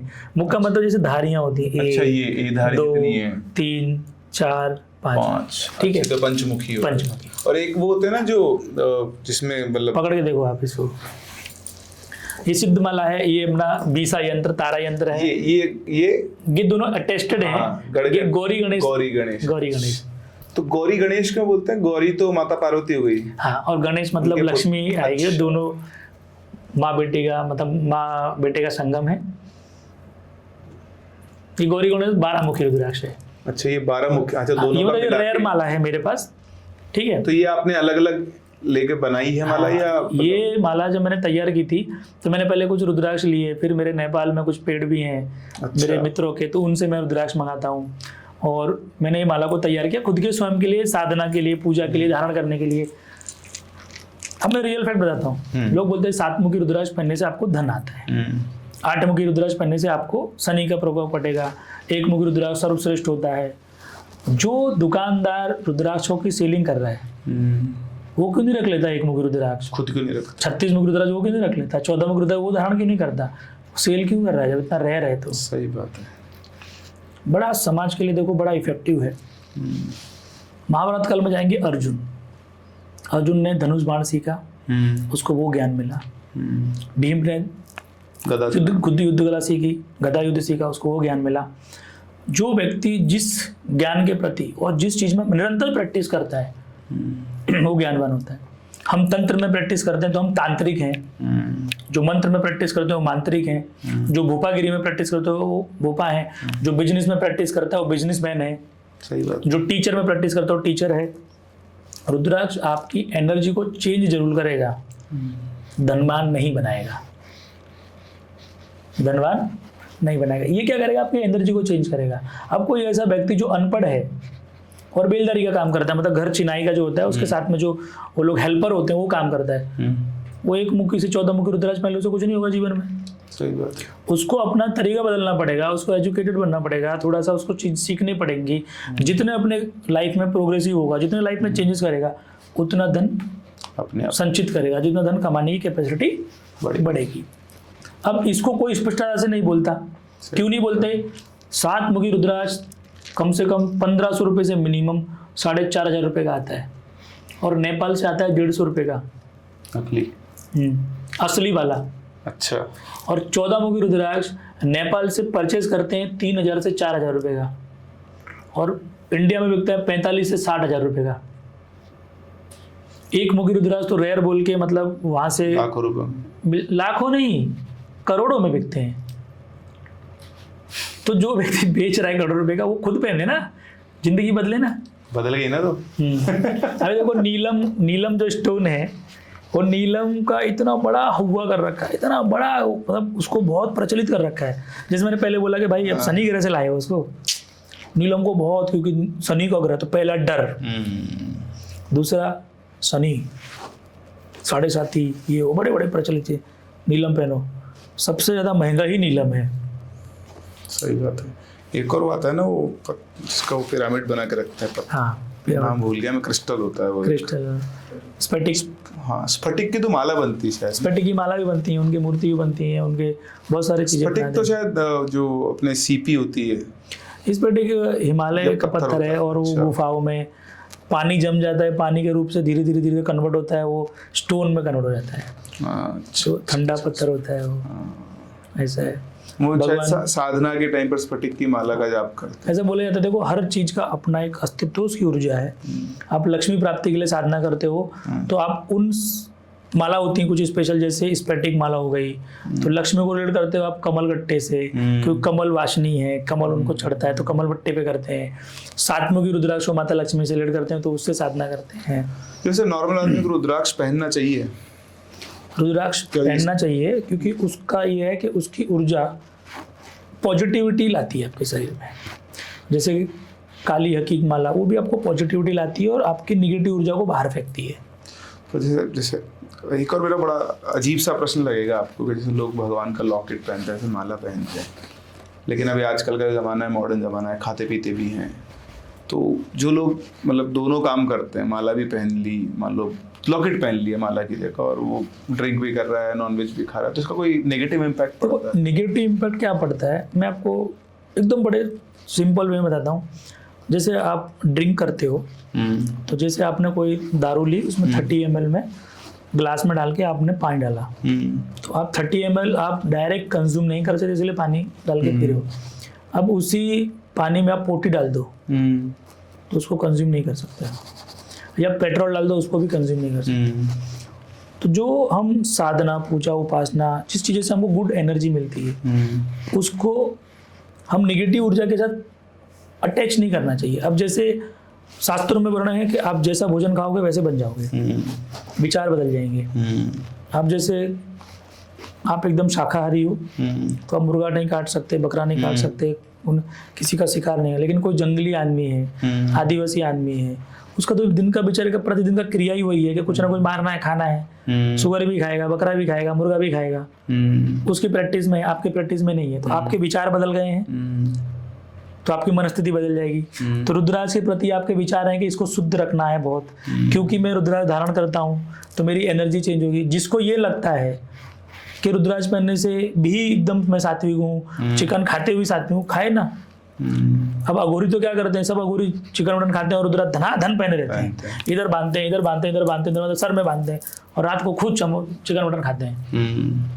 और उनकी तो साधना में भी चिकन, मटन, बकरे की कलेजी, बकरा सब भोग में देते हैं। उनका रुद्राक्ष तो हाँ, मतलब यही तो सबसे बड़ा कंफ्यूजन वाला क्वेश्चन, अशुद्ध नहीं होता। हाँ, तो मतलब क्या है ये आपकी खुद की धारणा है, पर्टिकुलर व्यक्ति की पर्सनल आपकी खुद की लाइफ है। भगवान ने आपको बहुत स्पेशल बनाया है। आपकी मतलब बाल अलग है, आपकी रूपरेखा अलग है, आपका कद काठी अलग है, ब्लड ग्रुप अलग है, ठीक है। तो आपको रुद्राक्ष पहनना है, खुद डिसाइड करना है कि मैं रुद्राक्ष पहन के चिकन खाना है या नहीं खाना है, या फिर रुद्राक्ष को एकदम सात्विक रखना है। तो जो भी मालाओं पे आप चंटिंग करते हो, तो जब आप तामसिक भोग को ग्रहण करते हो उस समय पे सब उतार देना चाहिए। वो आपकी भावना होनी चाहिए कि इसको उतारने से मेरी जो माला है, यंत्र है, जो मैं धारण करता हूँ, ये अशुद्ध नहीं होंगे। और देखो, ऊर्जा उसकी नेगेटिव है, ये 100% है, क्योंकि आप फूल की खुशबू लोगे और फूल में भी वो फूल जिससे आपको एलर्जी, आप उसकी खुशबू नहीं ले सकते। सही बात है। तो जो मांस आप खा रहे हो तो आपके शरीर में उसकी ऊर्जा तो जाएगी ना। पानी पीते हो तो प्यास में तो उसकी ऊर्जा, भोजन करते हो तो भोजन में ऊर्जा का खेल है यहाँ पे। आपको लग रहा है कि वो ऊर्जा मेरे रुद्राक्ष को नेगेटिव इम्पैक्ट करेगी, आप रखो, और रियल में भी नेगेटिव करती है।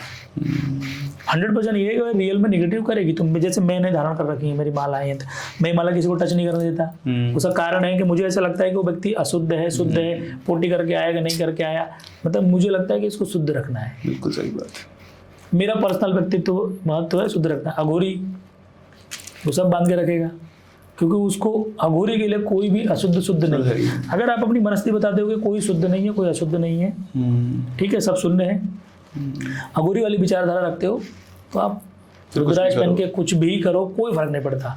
दूसरा जो लॉकेट पहनते हैं लोग, वो एक मेटल है, उसमें कोई भगवान नहीं है, उसको पहन के भी कुछ भी करो, वो एक आइडेंटिफिकेशन है, आपकी आस्था है कि मैं धारण किया है, बस सजावट का विषय है। लॉकेट को भी अगर अभिमंत्रित किया हुआ हो, कैसा हो सकता है कि अभिमंत्रित हो, कैसे यंत्रों को अभिमंत्रित करके स्थापित करते हैं? अभिमंत्रित करने की जो विधि है, जैसे एक रुद्राक्ष है, जैसे इसमें इतने रुद्राक्ष हैं, 54 है, तो इसको 54 टाइम मैंने अभिमंत्रित किया है।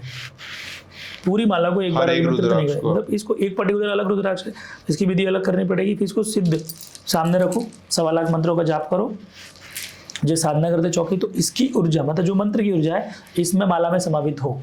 तो उस तरीके से हम सिद्ध और प्राण प्रतिष्ठा करते हैं, और वैसी ही चीज आपके ऊर्जा को क्रिएट करती है, और वही आपको काम करती है, और वही आपकी साधना, सिद्धि, पूजा पाठ में आपको फलित होती है।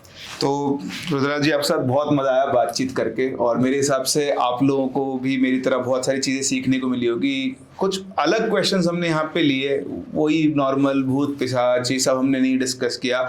जो नॉर्मल क्वेश्चंस होते हैं दिमाग में एक नॉर्मल इंसान के, वो हमें यहाँ सीखने को मिले। जैसे हमें एक बहुत बड़ी चीज़ सीखने को मिली कि साधना एक्चुअली गृहस्थों के लिए होती है, उसके तरीके होते हैं।